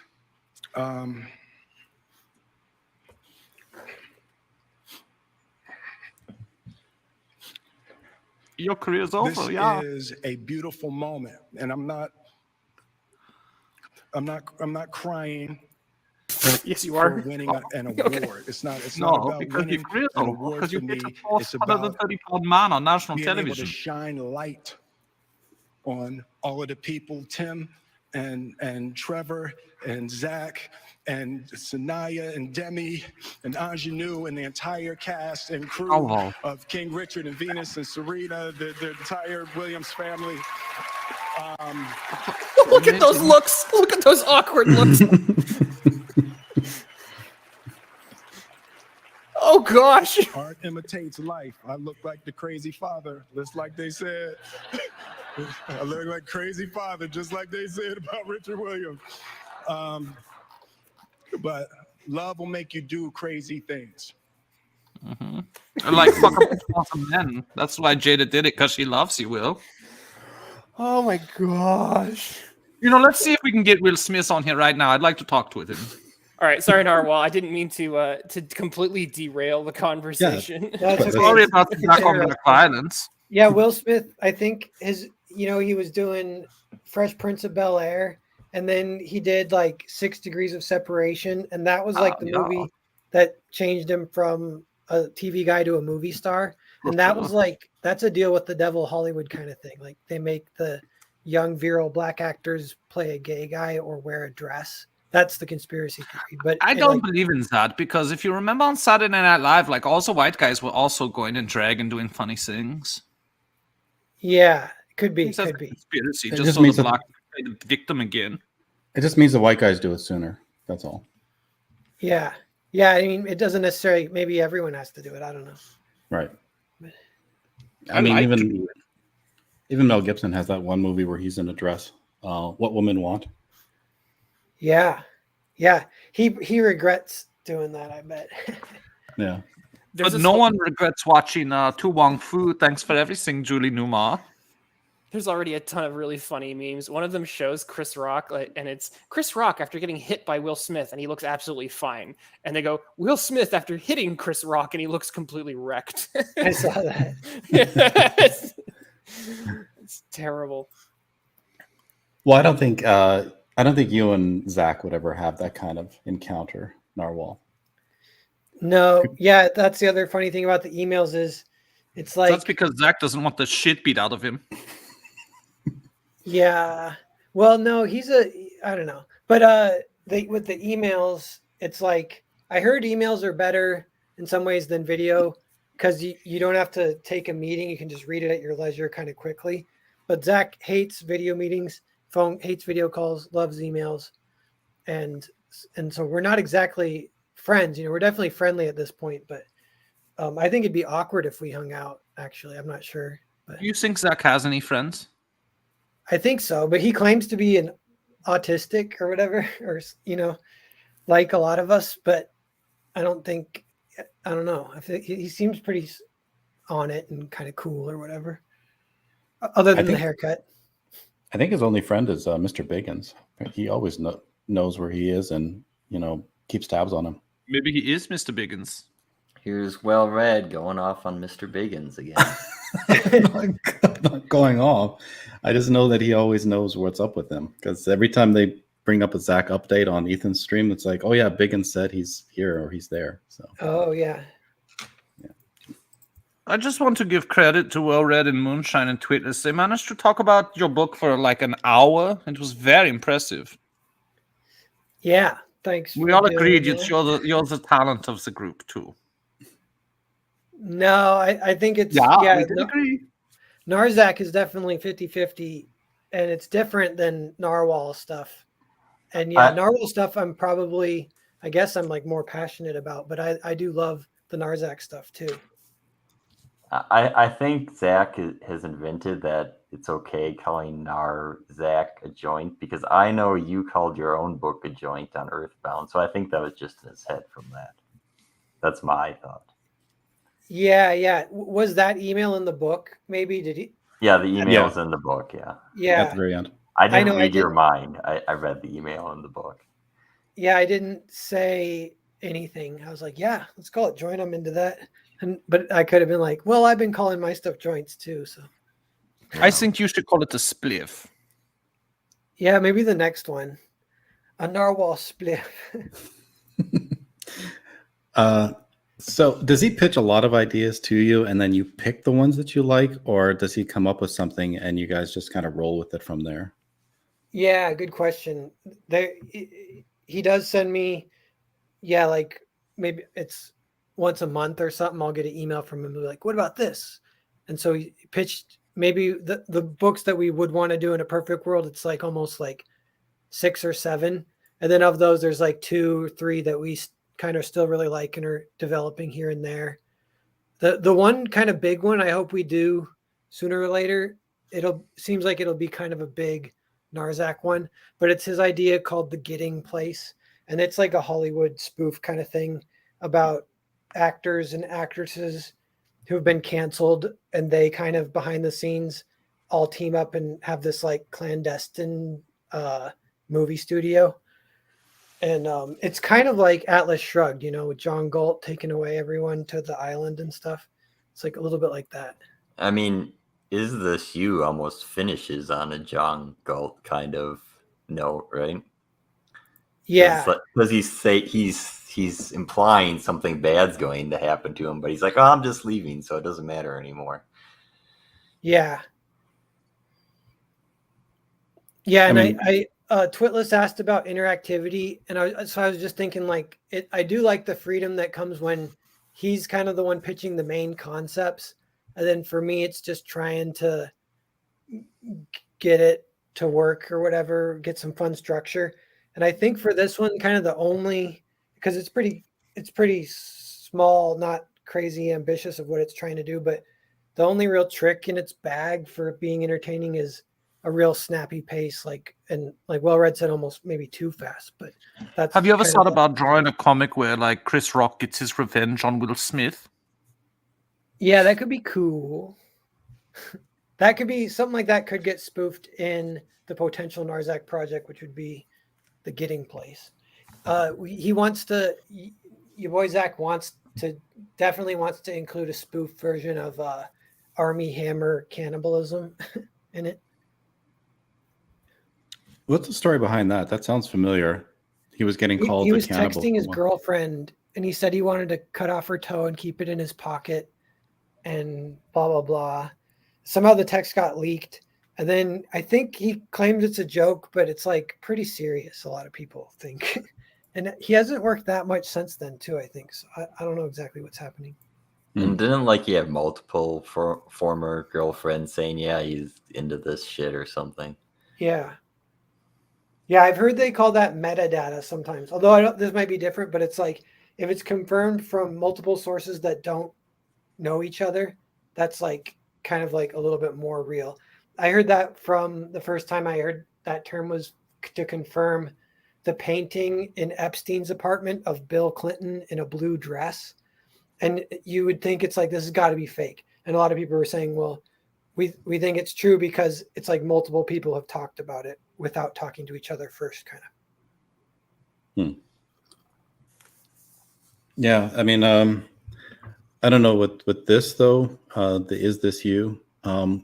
With the concept that you ended up coming up with, did you feel like it was something meta about the idea that he was pitching, or were you just trying to think of like interesting ways to tell any kind of story, I guess? Like what made you think that it was the best way to tell a story? Oh yeah, I did have some kind of canceled? thoughts about this one. Where but the main one was just that I would have thought like old me would have been like, don't do a story about a modern issue because it'll get dated, kind of, And this one, I was like, well, if you ever do a story about a modern issue, it's kind of hilarious to do it from the perspective of an immortal. Like that juxtaposition made me laugh. And then I was like, well, that could be an excuse to definitely go for it. And then I think the only thing that I kind of definitely was keeping a little bit track of the girlfriend plot because it adds a little bit of quick heart to the story, I guess. So I was focused a lot on that, trying to make sure that was in there. I think if you take a modern issue, satire is generally going to have more long-standing readability. I mean, obviously, it's the what's his name that said "Let's Eat Babies," which is about an issue in Ireland, which of course no one cares about, but of course it's still remembered to this day. Yeah, good point. And then did you plan on setting up anything for future stories? Because it seems to leave things open, but then it also seems to kind of wrap up at all the main points that it needed to make. So yeah, there's a couple comments about that about 499 also. A lot of people saying they want the world expanded, and this one, some people saying that. But I think the idea is it's like it's we even say this, that it's like you guys are saying, kind of like Twilight Zone. We definitely have been saying that to each other and conceptualizing it that way. So not exactly like if we do another story, it would be like another one. I think I can talk about some of these without feeling weird because Zach talks about them on his channel. But one of his ideas, it's like about a guy in prison who it's called regiment or something, regimentee. And it's like if you do a certain workout regiment, then you get superpowers. And so that was his idea. And then I was like, well, that could be like the mystery to start the story is how did this guy escape from this prison? No one can figure out why. And there's rumors in the prison that he pulled off this regiment. And then we're like, well, what is the regiment? And we both were like, it'd be cool if it's like really esoteric and like some almost like biblical influence, like laying on your side for 40 days without food and stuff like that. And so that's like, we haven't done that one yet, but we've been emailing about it. And that will be another one that'll kind of be like, that one will have superheroes in it and stuff, which will be kind of cool, but it probably won't be a huge kind of world that requires multiple stories, I don't think. Well, that kind of have the feel of what was that movie called? Glass? Is that I get the name right on that one? Yeah, I actually haven't seen that one, but I think I know what you're saying. Yeah. Mm-hmm. building those alternative superhero worlds. And there's kind of a type of world building that this is too, where it is kind of like, I don't know if it's like fake world building almost, and you could do more stories and flesh it out more, but just hinting at stuff is kind of like shorthand to kind of add some intrigue. And like I kind of do that. That's it, like how Earthbound started too, but then I did keep fleshing out Earthbound with longer stories and stuff. But Yeah, Glass was part of the M. Night Shyamalan Unbreakable superhero universe. Right. Yeah. So I think it needs to be said. So I like 499, and a lot of people aren't too fond of it. I think it needs a director's cut, though. Like, I would love to see you take another stab at it, and like add a bit more of the pages that might have been needed to flesh out whatever subtext you were trying to build in that story, plus recolor it. You think that's ever something that you might consider taking on at some point? Probably not through Narzack or Zach, but there a little nugget there is some of the ideas that got cut, they're still free. You know, like, I wouldn't feel bad about using those in just my own story eventually. So I have some loose ideas of that, because I don't even think it would be like, you wouldn't really be able to trace it back unless I told you. So I don't think Zach would necessarily mind either. But I could eventually do just my own story, keeping those ideas that got cut, kind of using some of them in a new story. NARWHAL, did you know when you named the title of that book that was actually going to be the price of a gallon of gas just a year later? No, but yeah, that's funny. People, it does sound like a price because it's $4.99 or whatever. Yeah, I was very disappointed when the total price to ship to Germany was $157. But then again, it was only $40 for the Gemini mailer, so I guess it was a deal. Yeah. I think too, if like some of those old ideas that might get reused later, that eventually I want to try and do a superhero story myself. And I think Well-Read, you might have even asked me that a couple times. A couple people have kind of asked me that in a way that sounds like encouraging, like people kind of want to see what a NARWHAL superhero story would be like. So I have an idea for that, to use some of the old 499 ideas as a superhero thing.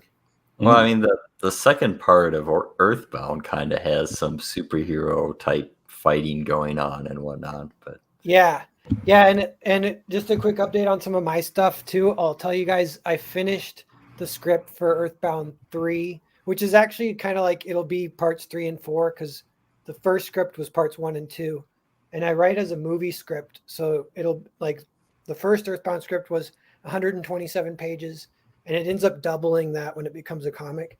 And I wrote Earthbound 2, and I wasn't sure. It's kind of fun because, you know, I had these loose ideas of what the Grand Prix would be, and I knew that if I did a sequel, it'd have to be all about the Grand Prix. And so I kind of figured all that out, and I finished it just the other day. So it's 131 pages, and it's like epic, but it's kind of grounded in some of the ways Earthbound was too. That's kind of fun. 131 script pages. Yeah, so it'll be like another 260 page installment of what the Grand Prix is like. But that one, I have a weird notion that I want to do it as an animated movie. And so I'm going to try doing the first scene as an animated movie, and just see how that goes, if it even works for like building a little hype or whatever, and maybe getting a budget and doing more. Hopefully I could do it, like, it would be a little slower than a comic, but hopefully not super slower. But the idea would almost be to do it not as a comic, just as a movie. But I don't know. I don't know about that. Well, the Foreign Agent had that little trailer that you did. That was kind of fun. Yeah. So I've done animation here and there, and I've been learning Blender. Do you guys know that program? Yeah, I've heard of it.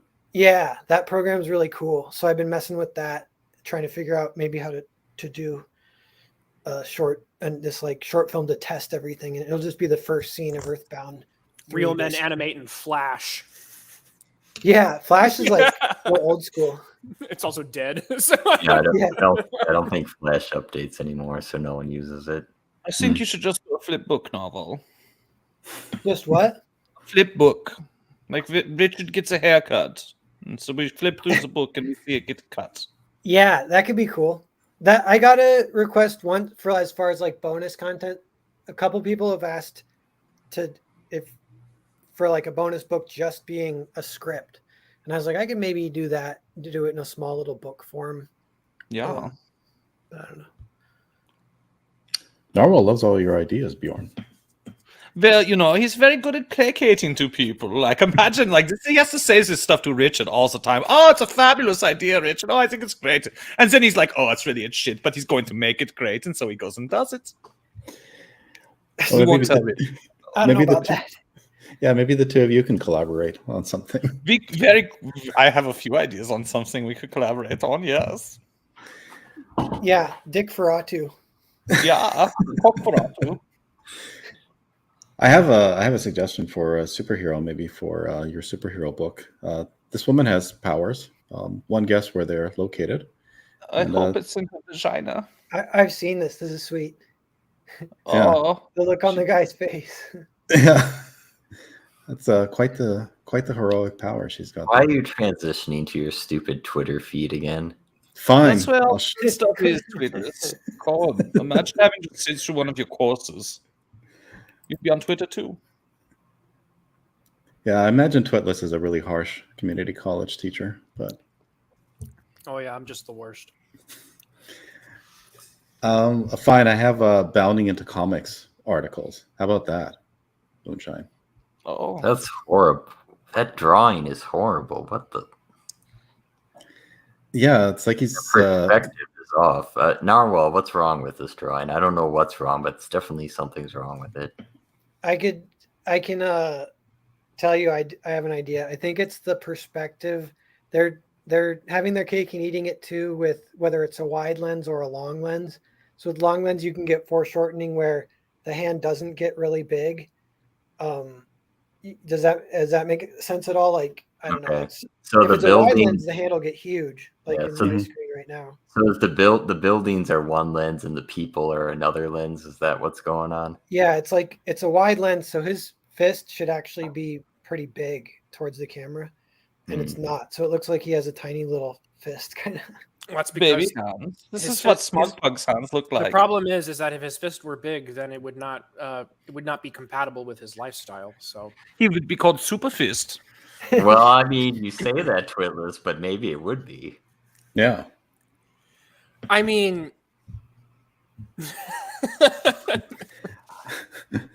Maybe he keeps it conservative, you know. I mean, doesn't want it too big. who's he dating? Like, Not Bjorn, that's for sure. Okay, we can move on to the Not title. yet. You've distracted enough with the art. Yeah, I was gonna say his hair looks greasy. And What did like, Yellow yeah, Flash have to say, though? What is the fake news that is The the enemy? title, well read. Superman's new enemy is fake news. YouTube's Yellow Flash shares his thoughts. By J.B. Augustine. So in the article, the worst article, comic. That's The art- Doomsday. yeah, I don't remember this issue though. That's Yeah. the one where he dies. It's the worst comic ever.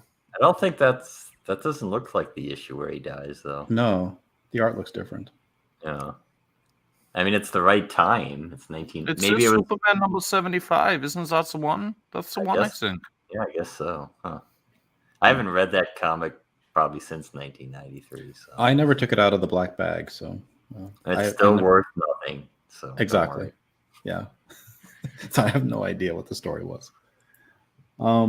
It was a pretty fun read though. This Scroll down. We're trying Well, to figure out what Yellow Flash has to say, not what Well Red has to say. all right, fine. I wanted to read it, but okay. Read it if you know how. I can try. DC Comics has typically left it up to whoever the writer is who comes along at the right time to conjure up new vulnerabilities and threats to the Man of Steel never seen before. And often, as noted, the idea is later nullified and later forgotten. Can't this you read applies- it like Ethan van Schijven? This applies also to the quotidian quotidian. Thank uh, you, Twitless. Sorry. nuisances that creep up. the thing that bothers Superman weigh heavily on his mind, to the point he is compelled to crusade against them. Usually we're talking about injustice and corruption. How's that? What I would say is I don't like whoever wrote this article. They're wasting too much time. When did we get to the part with Yellow Flash? I was just happy to see the word quotidian. Hey, it's more of the bisexual lighty Narwhal loves. We could read some of this. Are you a bisexual Narwhal? No, I Do you thought like it to might be- be in the emails too. Zach likes the bisexual lighting a little more than me. I bet he does. Narwhal is I thought Zach had an axe to grind against bisexual lighting. He's come around on it a little bit. It's coming around. I see. Coming out. No, Narwhal is a beard sexual, so quite different. What did Yellow Flash have to say, though? All right, fine. We love the Yellow Flash, don't we? So issue 9, Taylor gives Jonathan a new obstacle relevant to our times to sort out. Misinformation, otherwise referred to as fake news. Terrible. They call What it is Tucker Carlson saying about him? misinformation because they don't like calling it fake news now because Trump took that term over. Mm-hmm. You're fake news. Who the fuck would buy these comics? I mean, I'm a gay man. I wouldn't even buy this comic. Where's the muscles and the action and the fighting?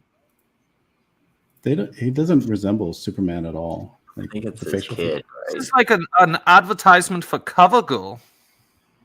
Easy breezy, beautiful Superboy. Let's see. Where do we have the Yellow Flash commentary? Comic industry pundit Yellow Flash caught wind of Superman, son of Kal-El, #9, and he isn't buying its premise, believing Tom Taylor, whom Yellow Flash is no fan of, is inserting his own experience with social media and biases into the narrative. Wait, first off, Twitless, what do you think of the use of those M dashes there? M dashes? Yeah. Do you like it? That's those are N dashes, not M dashes. Yeah, that's more of a hyphen, isn't? Yeah. Wouldn't M dash be like, well, M dash would be longer. M dash is longer, yeah. The space. It wouldn't. It's not actually appropriate to put the space. But thank you, Moonshine, for taking the stream to now a topography, which is Someone go on Twitter and find JB Augustine who wrote the article and tell him Alt 0151. That's the M dash. It's probably the one thing that's more boring than talking about comics is talking about font. Yeah, guys, you're what losing. What do you think? What do you think of the fact that this article is written in a sans serif font as opposed to a serif font? That's what I really want to know. Do you think the hyphen in "what a effing joke" is more appropriate? That's the one he should have used. Yeah, that's okay. I would. Look what you guys done. Like Narwhal is already. He's writing his thesis, and Here, I'll share my screen. I'm working just a little bit, but I'm listening, and that I can actually hang out longer if I do that too. Cool. This is for this is Fresher Luke drew this page. I'm kind of flatting it right now. This is for an Earthbound short story that's going to be released in the summer. Very cool. So he drew it and you're coloring it? Yeah, it's 20 pages. He drew it. It's like 2 years ago that he drew it, and I'm just getting around to the short story collection. I might have mentioned last time I was on, that's kind of the next book after Nosferatu. And that one is like a lot of collaborations too in that one. That's interesting because I don't think I've seen you color anyone else's work. Although I guess you did a few pages for RT Bear. Yeah, early on, that was a direction my kind of comics great career could have gone, and it didn't, which is probably for the best. But I do like coloring a fair amount. So with this one, I'm kind of messing around with it. Can we zoom into some of it? Yeah, you know what's funny here too? This guy, that's Fresher Luke's. That's a lot like his character of his like main IP is Skull Knight. It's like his icon, and that's his main character of his book. And I noticed that he definitely will mention if he ever sees a character kind of like that, he'll tweet and say, "Come on, guys!" Like he's kind of implying like that's his thing. The flaming skull is his thing. And I'm like, dude, you put it in my book that I commissioned you for. So I hope he doesn't like. He's gonna like yell at himself about it, being like, But how "Narwhal, is you're that? stealing Skull Knight." How is that so much different than Ghost Rider, though?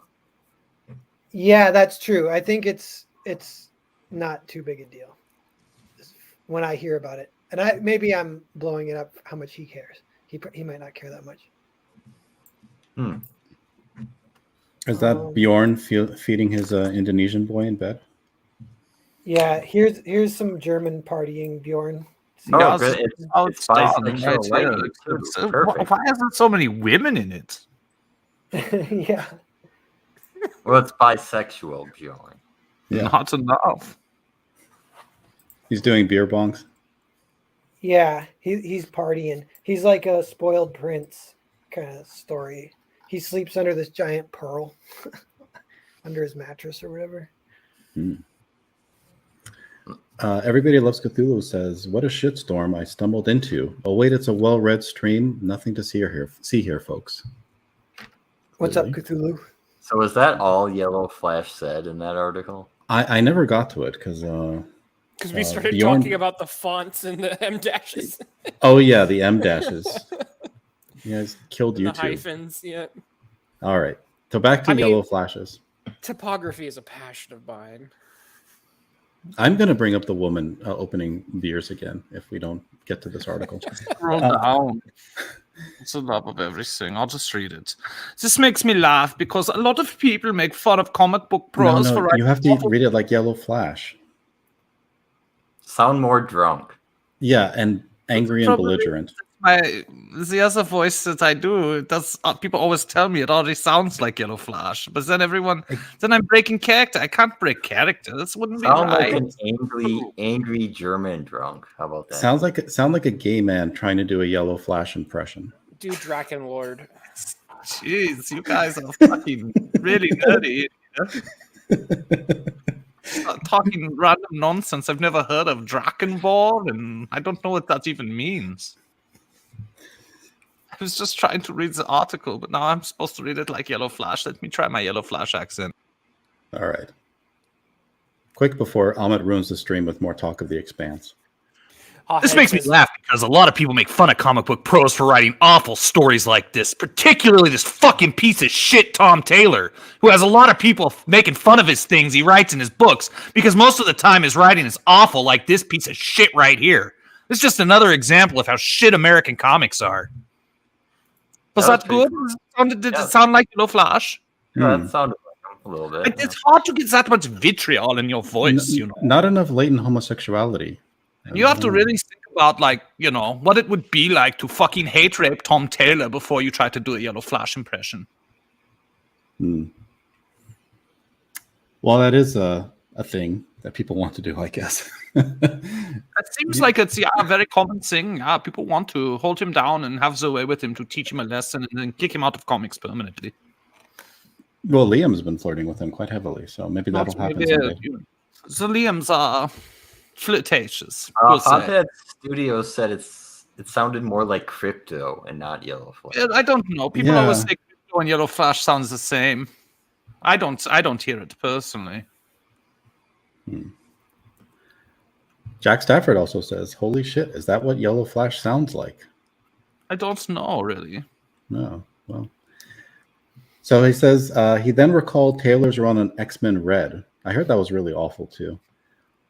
Where the big threat was nanomachines. Prime Sentinels fraught with blind bigotry. They were defeated by a mutant who stored up online hate. Oh, we just read a book about online hate. This is the worst fucking concept I've ever heard for a comic book. That's one that like dates your story. You know what I mean? Nanomachines? Or online hate. Let's talk about the Jada Pinkett Smith comic book, Menace. Menace? Let me look it up. Let me look, Jada. Or was it Malice? I'll look. I think we would have been better off if we watched a clip of Yellow Flash than reading this article. Yeah, it's called Menace, #1. It's from 1998. Okay. It's by Dan Frager. Everyone likes Comicsgate and Dan Frager. Hello, Dan Frager! And so he did a book with Jada Pinkett Smith?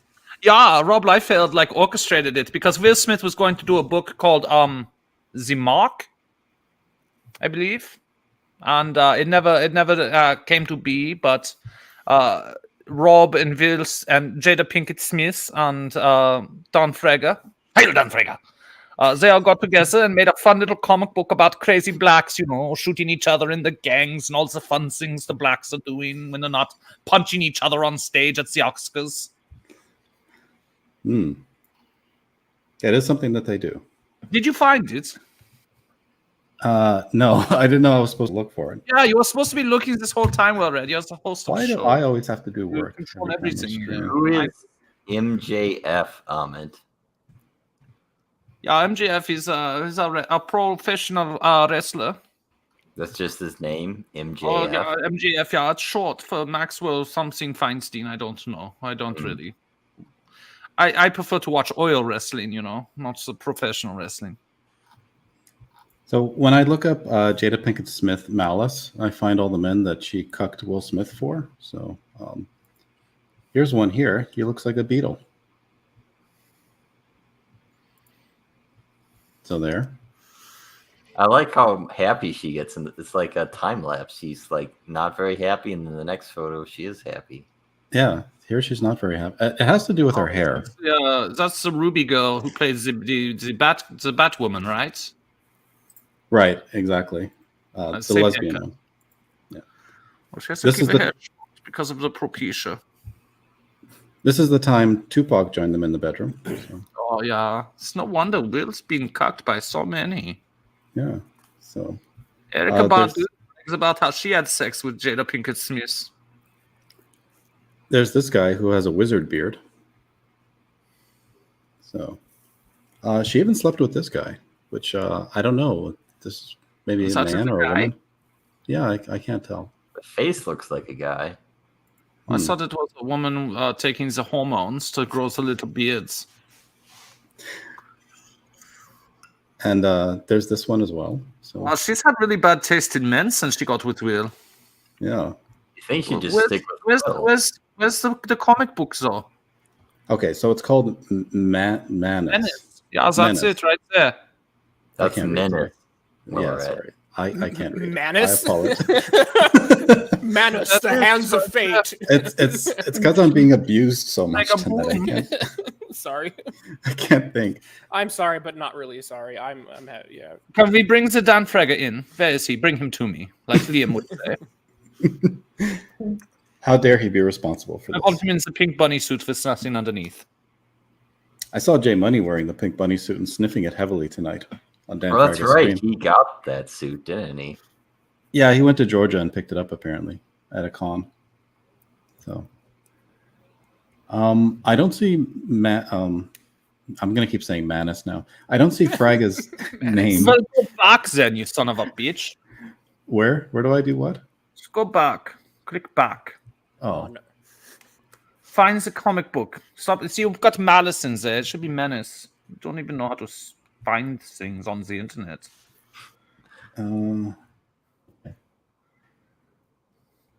Menas. Great With job. one A and two S's. Menas. Maybe we That's can read all it for free. There's a free comic. So I always have them free. I don't know about free, but Type in read for free. do we want to read it? Stop Really? fucking searching Dan Frager's name. Going to make me break character and scream at you for real here any second now, Wilfred. Okay. I'm turning into an angry German here very quickly. If you can find it, then you can share your own screen. No, I'm not going to share my screen. Okay. I'm looking at black men. You don't have pics like Dean on your computer, do you? That's some pics of Dean, yeah. Talk about a cocaine party. That's a guy who knows how to throw one.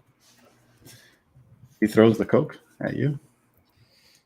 So Narwhal, since you're in tune with this sort of literary classics, or at least the cinematic classics, when are we going to get Moby Dick? Moby Dick comic? Yeah, I feel like it's just perfect for you to take on. It could be. It would be like so many pages. It'd be kind of a joke if it'd be a funny joke though, but it'd be like to take my whole life to do it. Like that would be the joke. And I Okay. The comic is in the private chats that well read. Has no one I else already. done a Moby Dick comic with this? I'm sorry, what? Has no one else done a Moby Dick comic? I think there's like maybe an illustrated, I'm sure there's an old one. I don't know if there is a current Moby Dick comic. But maybe Narwhal has a point. It'd just be so long, no one has tried to attempt it yet. No, I'm pretty sure that. Hold on. Yeah, there might be some Moby Dick Golden Classics where That's it's what I'm saying. Yeah, it's like heavily expurgated. Yeah. So it's like a abridged version for kids or something. Yeah, there's a classic comics version. Yeah. Yeah, I thought Hamlet would be cool to do, like in that zone. Moby Dick maybe, but Moby Dick's weird. I listened to a little bit of a book on tape last winter, like the first half, and it's like stand-up comedy of the main guy is not the badass. I thought the main guy was the badass for some reason for the longest time, like Ahab, but it's not. It's Ishmael, who's this like comedian basically, who's just like a hilarious dude who's always making ridiculous observations constantly. And so I didn't realize Moby Dick is like stand-up comedy. And I heard Norm Macdonald read it on stage once. That's so Norm Macdonald style to do that. You know what would be interesting, that the artist on Long Harbor, if he did Moby Dick comic, now that might be interesting. See, I feel like again, but Narwhal, this is just because of fate and the way and the screen name you chose. But Narwhal Presents Moby Dick just kind of needs to happen. Yeah, my only problem is I'd want to do it like I'd realistically be down, but it'd either just be like the first scene or it'd be like a 20-page version, because I just don't have time, unfortunately, to do a big one. I think cutting them down is hilarious. You don't want to do the chapters where it's just about the history of whaling. And oil. No. You just need to quit your job, Narwhal. Then you'll have the time. Yeah, well, right now I'm kind of full-time comics, but I can't. I'd have to. You became a drug dealer, you will be able to do comics even more. Yeah, I'll just keep. It's like a perpetual motion machine or something. Keep quitting comics to do comics. Well, I'm gonna keep memeing this until it happens. So Maybe you should make your own Moby Dick, but rather than it being all about whaling, it's about meat slicing. So how about a butcher's Moby Dick? It's like a metaphor. Yeah. See, that fits the literary genre. He's hunting a salami. He's got to cut that one. Actually, if you want to get literary with it, because the white whale can represent so many things, right? And the fact is that a lot of people have their own version of Moby Dick, which is the thing that lurks in your life that you can't quite conquer. And so Narwhal, that could be like it could be like a goal in your life that you haven't yet achieved. And so you could totally map some of the things of Moby Dick onto your own life and go do this whole literary memoir thing that would probably get like an Eisner. I just want chapter after chapter describing the technicalities of slicing meat. I think that'd be which would map on to what Moby Dick actually does. So yeah, that's funny.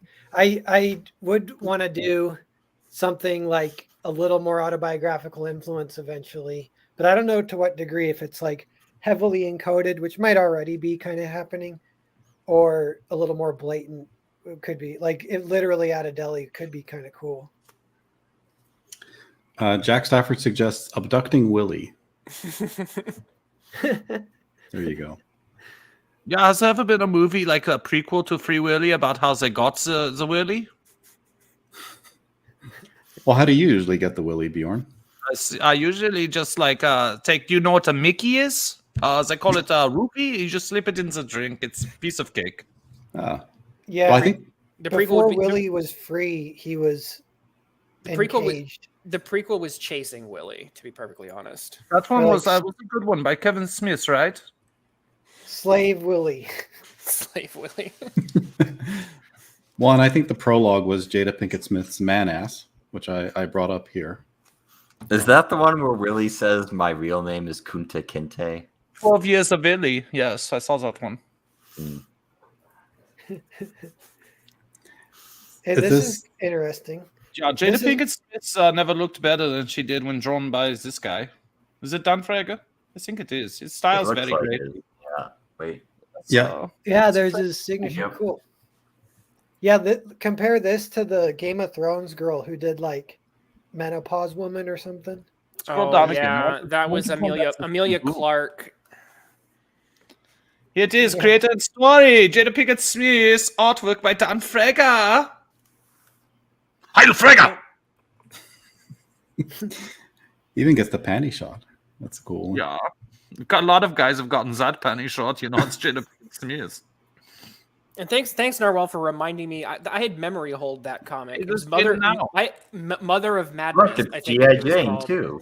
Yeah. Yeah. I mean, what is Will Smith getting so angry about? He was just talking about our comic. You know, I miss the 90s when black girls were named Crystal and Taffy. Exactly. Wait. Why is the one woman snorting the other woman? What's That's going called on? cocaine, you Oh, fucking. okay. It was at Well, I didn't Dean's see house that having yet. a party. Crystal, Taffy, let's do this. Let's Yeah, you snort got that coke. Back up on cocaine. This is trouble. this has to be early 2000s. This is from 1998. Okay, I was gonna say 90s or yeah.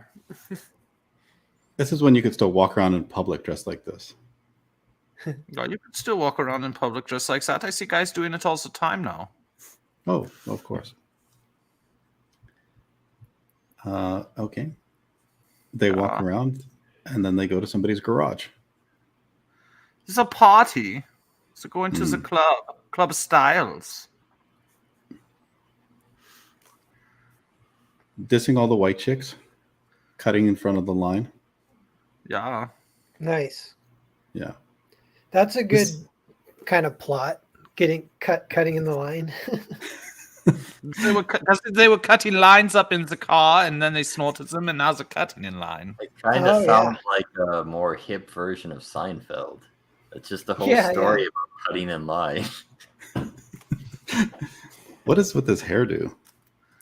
That's how the girls were doing it back then. Yeah. Is it a menace to society? Oh, I see what you did there. You're very There's clever. a lot of focus on the hair. You're right. Yeah.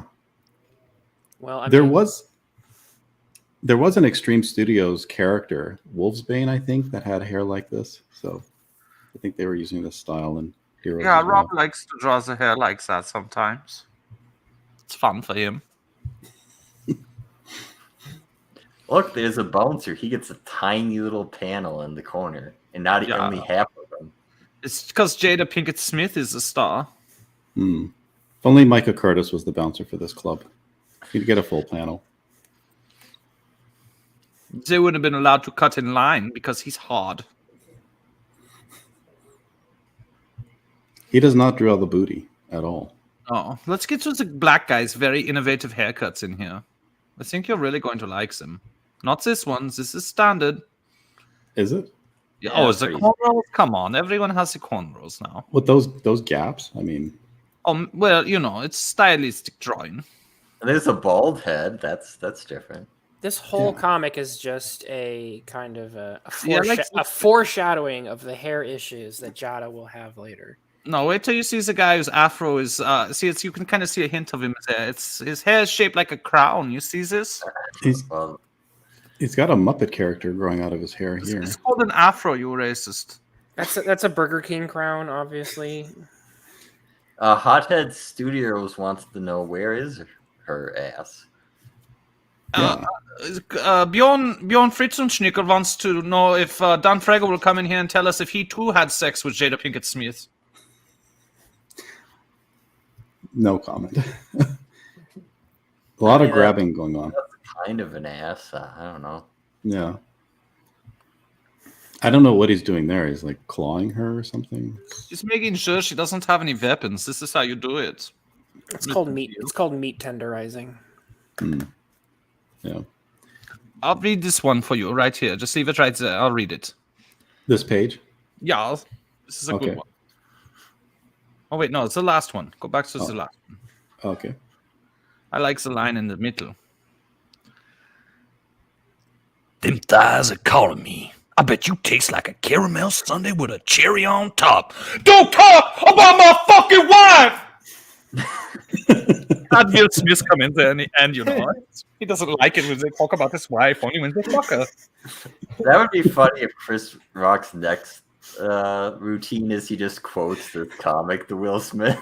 The whole routine on Will Smith, yeah. Should do like a live reading for him. Yeah. Yeah. Is this some of the hair that you're talking about there, Bjorn? No, I was talking about the crown. I like the afro crown. Yeah, I didn't know what was going on there. So I explained it pretty thoroughly when I said afro crown. There it is again. there it is again. That guy Absolutely. looks like Professor Xavier in a wig. Look at that. Yeah, sometimes Professor Xavier likes to roleplay as a black man, right? And he uses his mind powers to trick young black women into, sleeping with him. It's a thing. Oh, is that tongue? This is based on a true story of how Dan Frager was selected to draw the comic. I think that's she's biting the lip, well read, not tongue. Okay. That'd be my guess. Well, what happened to the color? It's all Oh, since bisexuals took over the color job here. It's meant to be like the lighting is out or something. in the Uh, dark. Cthulhu has a comment, well read.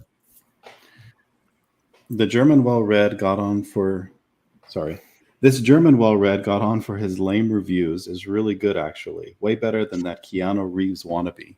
Oh, I love Keanu. Who is the Keanu Reeves wannabe? That's the other guest that we have on occasionally. Oh, okay. Remember these shows when you go on some Twitless? I mean, I try not to. I do chemical operations to make sure I don't. Very good. So you're transitioning. You take some of the chemical operations there. No, I just drink a lot. So what is happening? Is this just a drug deal? This whole Yeah, comic? this is just an average Saturday night in Chicago. Yeah. Welcome to Compton. Stab the needle into that guy's head. Yeah. That's how you get rid of them. That's how you take down your rivals. The moral of the story is to tip your stripper. Trust me, I was in a very ruthless homosexual gang here in Germany. Are you stabbing men in the foreheads with pencils as well? Stabbing them with something all over the place. Of course. Narwhal, aren't you grateful you didn't read comics in the 90s? Yeah, I guess so. This stuff doesn't particularly appeal to me. Although I kind of appreciate the nostalgia. Ethnic culture. Okay, Yeah. so all right, so I'm actually going to legitimately defend some of this for a second. So these comics, as you can tell, were very light on story, and there's definitely a lot to critique, and I am not going to deny that. But What is that to critique? Hold on. This is a timeless children's classic. Look at the energy of this double-page spread and the sort of violence that's being done to it, just in terms of how it's formatted. And Narwhal, I'm sure you can appreciate the fact that like this type of comic, even if it's kind of garish, does bring something that previous comics were not able to do because of how they were able to focus on just the sheer violence and action. And so that aspect of this type of art, I do kind of appreciate, even if there's a lot of it that I go, yeah, I don't need that. Yeah. Definitely. I would say what's really happening here is this art is way too good for the story being told. It's like We haven't even finished the story yet. You just don't like it because there's blacks in it. Face it. But there's a white girl in the background there. Oh, I mean, like, look at the fact that you have that one, shot of her kicking the guy in the face. He's basically coming at you, but she's also bleeding into other panels, which kind of shakes up the kind of the timeline of what's going on in the spread. The money that's flying all over the place. Like there's a lot of energy to this that I do think is cool. And that is something that I did pick up on some of these 90s kind of image type comics. And I was like, I really appreciate just the sheer energy and violence that they brought to comic book storytelling in some aspects. But, they definitely were light on story at times, certainly.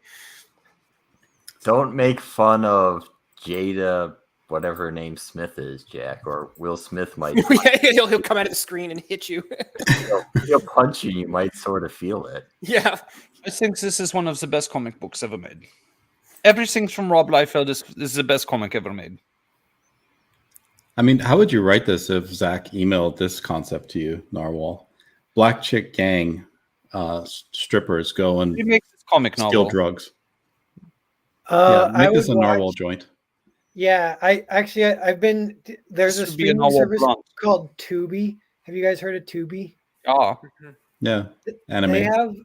They have a bunch of awesome movies, but there's a filmmaker from the 70s named Jack Hill, and yeah, he did a bunch. He did Coffee, which is famous Pam Grier movie, Exploitation. and Jackie Brown. Yeah, he did all this exploitation. He did one called Switchblade Sisters, and they're all awesome. They're amazing. So I'd watch those for inspiration and just channel Jack Hill. Yeah, you should do a blaxploitation comic novel. Yeah.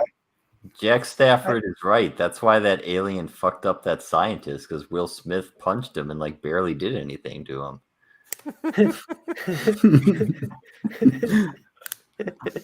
Yeah. I do love how the punch, like how Chris Rock like instantly recovered, which shows you just how much of a weak sauce punch it was. I think it was a slap, not a punch. I mean, it was like alien armor too. He didn't even punch the alien, so he definitely did nothing. So But he was pulling back a lot. Like you could see that he didn't really put a lot of weight. wait a minute, maybe Chris Rock is actually an alien, and that was just a suit. That's why it didn't affect him. I think all black people are aliens. Room. Yeah. Who the hell? That's what cars sound like. Oh, you're doing this. You're doing the sound effects. Well, Yeah. the beep, Twitless. Remember Vroom? I do. And remember beep, beep, beep? I will say that beep is very hard to read. I don't know what the color scheme going on there is. Well, her face is disappearing here. The colors. Yeah. At least she had GPS back then. I mean, a lot of the work of that issue probably went into that spread. Look, they're paging each other. Remember pagers? Yeah. This is fun. Now we got to find a payphone now. Oh, great. Oh, it is a payphone. You're right. Don't think sometimes. Those things were a hotbed of bacteria and disease. It's like we could get Dan Frege cancelled for this comic all over again right here. Wait. What? I'm not reading that out loud, but What would the black call me now? Oh, I'm sorry. I was going into my Ukrainian Nazi voice. I apologize. Why would black call me now knowing I should be making a getaway? The Negro just don't think sometimes. Yeah, how many times did we say that one? Oh, wow. that's a line. How dare you? That's a quote. How dare Jada? I'd put that line in my blaxploitation comic. What that Negro be thinking sometimes. I wonder if any of those blaxploitation movies have fallen into the public domain. Maybe you could make like Scream, Blackula Scream into a comic. Well, I did like the parody Black Dynamite. That was pretty funny. Yeah, that was very good. Yeah. So good. Hothead asks, who's more embarrassed, Jada Pinkett for dealing with Will Smith's cuckoldery or Will for dealing with Jada's infidelity? I mean, I think Will is the one who is more embarrassed. That's why he keeps acting out. Why? That's why he punched Chris Rock, because he didn't know how to deal with his embarrassment. He's what's they call in the ghetto, acting mad niggerish. Disavow. Mad licorice. Yeah, mad licorice. Absolutely. This man loves the licorice here. The black licorice. Hold it, black. Looks like I might have some trouble. A black car is creeping my way. It sounded so authentic. Yeah, this was really good. This is what happens. I think because I think there's a character in the story called Black. So this is what happens when you don't check your script. So a black person named Black is driving his black car. Yeah, that's at night when everything's black with shades. Don't forget the shades. His full name is Onyx Black. There's some layers there. Yeah, there's a lot being channeled here. Blackity black, black, black. Do you know And their that name- song? Yeah, I'm black, y'all. I'm black, From y'all. CB4? Yeah. Yeah, that's yeah. very cool. He has a gold watch though, so that's No wonder you something. sounded so ethnic when you read the line well read. Mm-hmm. And they're named Crystal and Taffy. Yeah. After methamphetamine and pussy. Screech, blam, blam, blam. Ah. Oh no, what's her name got shot? That's Jada Pinkett Smith. Right in her black. Mr. Puss. Yeah. Which is amazing because everyone else who's taken a shot at Jada Pinkett has gotten into Puss. You know what I mean? Yeah, this is all miscolored. It should be white, not red, but it's okay. He hung up the cordless phone. Oh, good, they saved her. Good. Yeah, Good this job, is actually some fun fact. This is the origin story of Blade. What happens next? Is that She's Black pregnant, she has Jesus a baby. in that last panel? I think so. Yeah. He arose out of He came out of a vag. It looks that. Okay, it's getting past my bedtime. Oh yeah, as soon as we start talking about vagina, Twitless runs away. Why is he coming out of her cleavage though? Like did that have to be in the shot? That's perspective. Come on. But why that perspective? What do you Yeah. think it's implying? I See, you have no I'm answer. drawing. I'm yeah. drawing. I got nothing. He's got community college essays to mark. Power.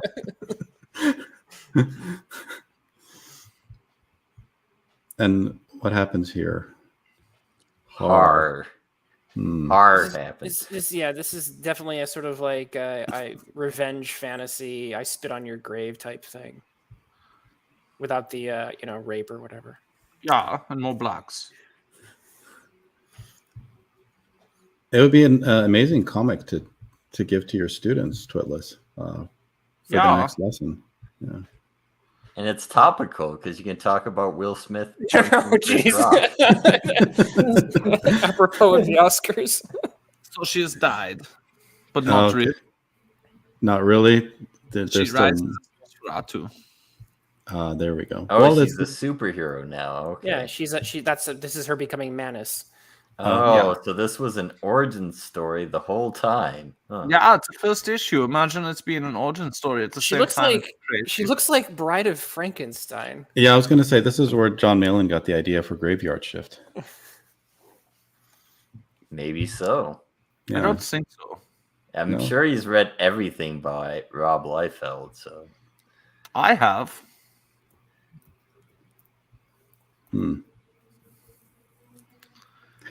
You've been resurrected as a dark angel. Welcome, man ass. That was another great impression. He's Okay. very good at this. Wasn't that guy depicted as black earlier? Why is he white? Why do you think all black people have to be dark skinned? He's a light skinned African gentleman with I- beautiful, long, flowing blonde hair I mean, and I think green it's eyes. white. Apparently, It's not a porno. This is porno for Hothead. Hothead doesn't get out very much.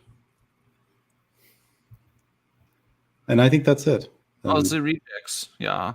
Then they have the white girl version in the next Rob issue. Liefeld. So no, this is another project that was never actually completed. Like many of the things Liefeld promised at Awesome Comics that never actually happened. I mean, I like Rob Liefeld, so I'm not even gonna complain. Oh, no, I, Cloud Chaser. awesome. This was actually the most interesting of the things he was doing, and it never came out. He's stupid. Rob's a good guy. I think he gets too much flack for crap. Yeah, people are stupid. This actually looks nice. Like I Yeah, this looks cool. Yeah. Who drew that one? Rob Liefeld. Oh, Rejects. Regex. Rejects, yes. I said regex for like 20 years, and then someone told me, no, it's rejects. And I was like, no, it's Yeah, not. man. It's not a J, it's a G. Well, I it's mean, like that's Jeff GIF. Jeff, yeah. Very cool. Yeah. Well, he promised it was on sale. Yeah, it's on sale. Well, now. I mean, it's a one issue. It's like an issue 0 and then like an issue 1, but it's not really. It's never Cool. complete, like so many things Rob did. Like his crowdfunder, right? He finished that. Oh, He finished that. I'm pretty Oh, sure. Yeah. Yeah. It took him like 8 years or something, but I think he finally did it. I don't know if you guys know this story. Rob Liefeld bullied Fraga over a soft taco. Are any of you familiar with that story? I'd like to hear that story. Well, I think John Malin told it, so I don't know why you want to retell a Malin story. So It was actually Ethan who told it, I think. Oh, it was Ethan. Yeah. I guess That was Malin had a different story. That was a long time ago. That was years ago. That was before Fraga joined CG. So it didn't end well. Let's just put it that way. No, how did it end? What happened? Tell the story. Well, I mean, just put. Okay, so let's do role playing. So Okay. the Will Smith scene that we saw at the Oscars. Imagine that Chris Rock was Dan Fraga, Will Smith was Rob Liefeld, and Jada Pinkett Smith was a soft taco. That makes sense, actually. Rob Liefeld slapped Dan Fraga just for not wanting to eat a soft taco. Apparently, somebody took a bite out of his soft taco, and he wasn't. Whose soft happy about taco was it? It was Jada Pinkett Smith's soft taco.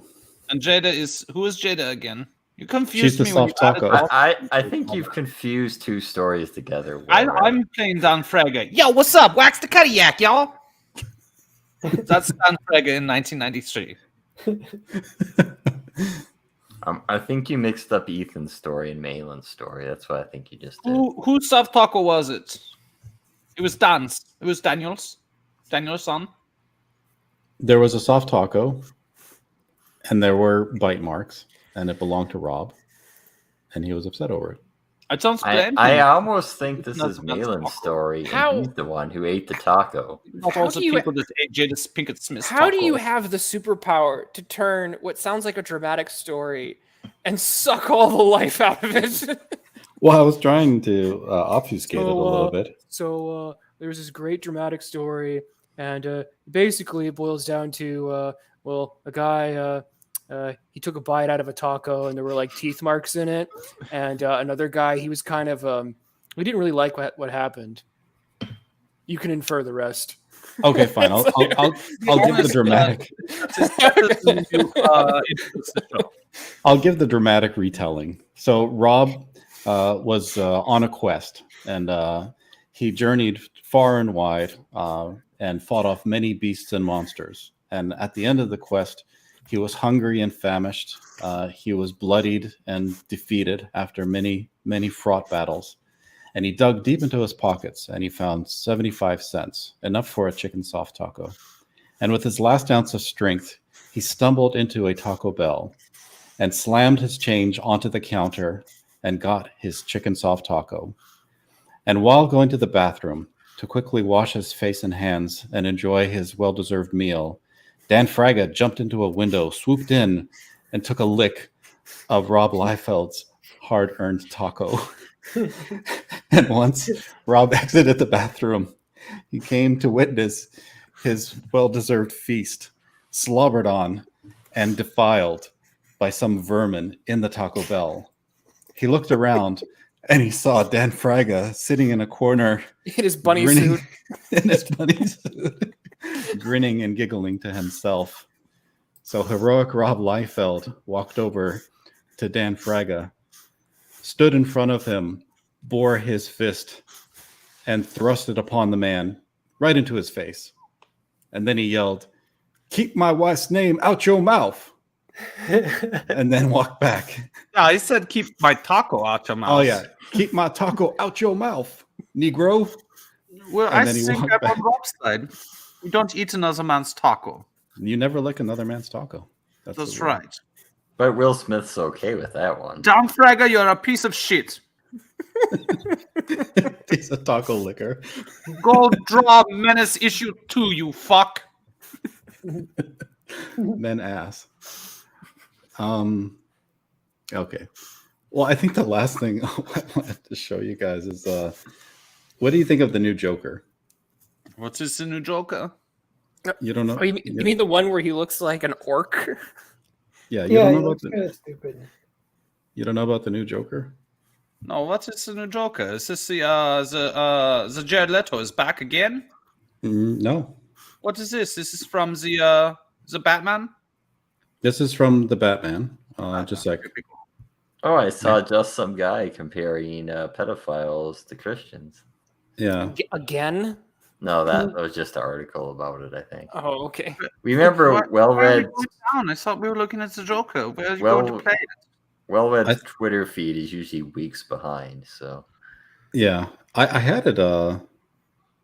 Okay, sorry. What I have is What I have the fuck is wrong with you? Why are you looking at these things? I have a bookmark to the article that has the video, so we can watch the deleted scene, and it shows us the new Joker that's going to be in the Batman universe. Sorry, who's Barry Keoghan? The guy that plays the Joker. Who is he? Maybe there's a reason this scene was deleted. Yeah, Joker. It doesn't really work. So let me get rid of all the garbage here. Oh, look, you know what gets rid of garbage? Ad block. Oh, this already looks horrible. And the Brave browser, uBlock Origin. There's a whole bunch of wonderful stuff. Oh, look, we can watch it in glorious 2004 144p. Oh, it's so stuck up. No, do you see how horrible my show is? I bring on these people, these hosts, to talk about comics. No, the people love me. And they're so mean to me. I've not been mean to you. I was going to give you a read around after the show was over. Can you hook me up with a resume at that deli you used to work at? I think I need a change in career. Yeah, tell them Narwhal sent you. See what they do.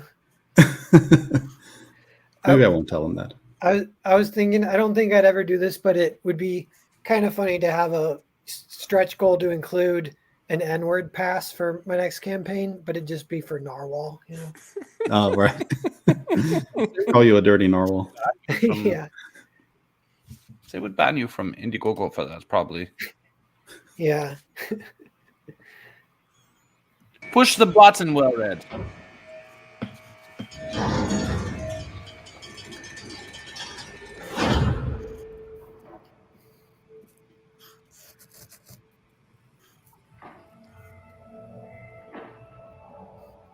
Daredevil?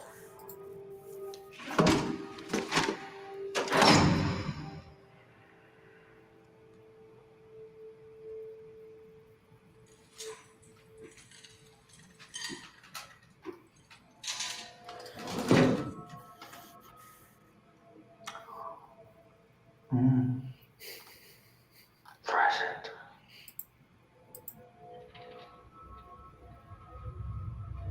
Almost our anniversary, isn't it? There's a serial killer. I want your perspective.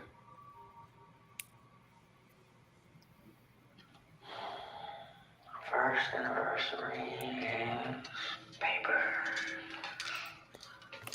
I'm getting really sick of this lover interpretation of Joker. It's really getting old. Yeah. Weird flirtation they have with each other. This erotic side to it. I really hate it. Yeah. Oh, Batman, don't do me so dirty.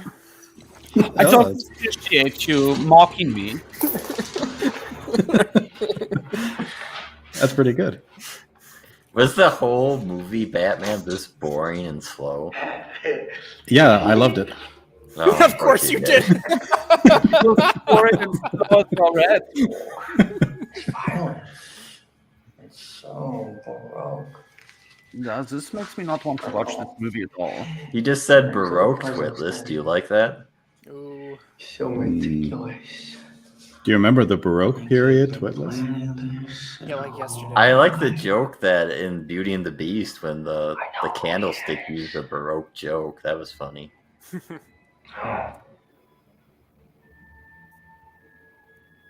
is he? Wait a minute, how is his fingers all bloody if he's in prison? Shouldn't they be cleaning him? And how is his hair green? Why isn't he just shaved? Heath Ledger ruined the Joker. Yeah, this is like a weird evolution from Heath Ledger's. I like Heath Ledger's Joker, but it's very much. It's not that Heath Ledger was wrong. It's just everyone's trying to do him again. They should just go back. Yeah. To see Jared Leto from the alternate universe in the Justice League.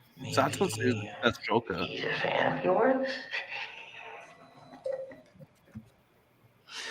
Maybe he's got a grudge against you too.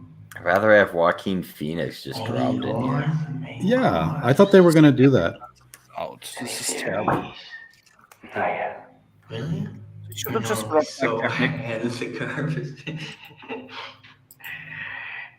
Oh, this is so horrible. Yeah, they need to dig up Cesar Romero, have him revive his character.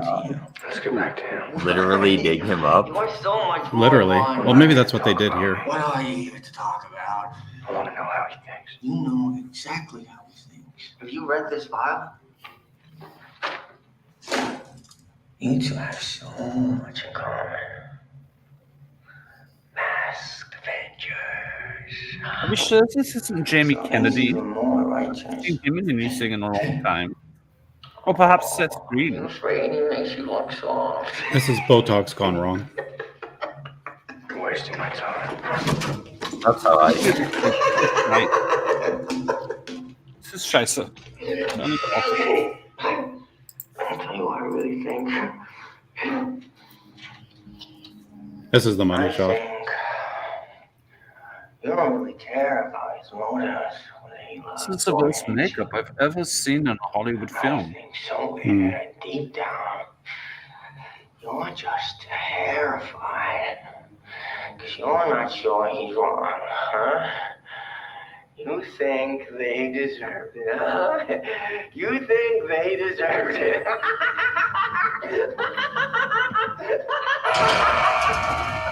This is making me. I feel like I would have rather have seen Jared Leto's Joker. Yeah. Yeah, they call that chewing scenery. Jack Stafford has good taste in Jokers. He put the best first. Oh, okay. Nicholson, Ledger, Phoenix, all the others, Leto. Yeah, I just want to see Catman. Yeah, whatever. I like Mark Hamill's voice acting Joker. Yeah, that was good. He did a really good job. The animated the animated series captures the perfect blend of comedic and sinister.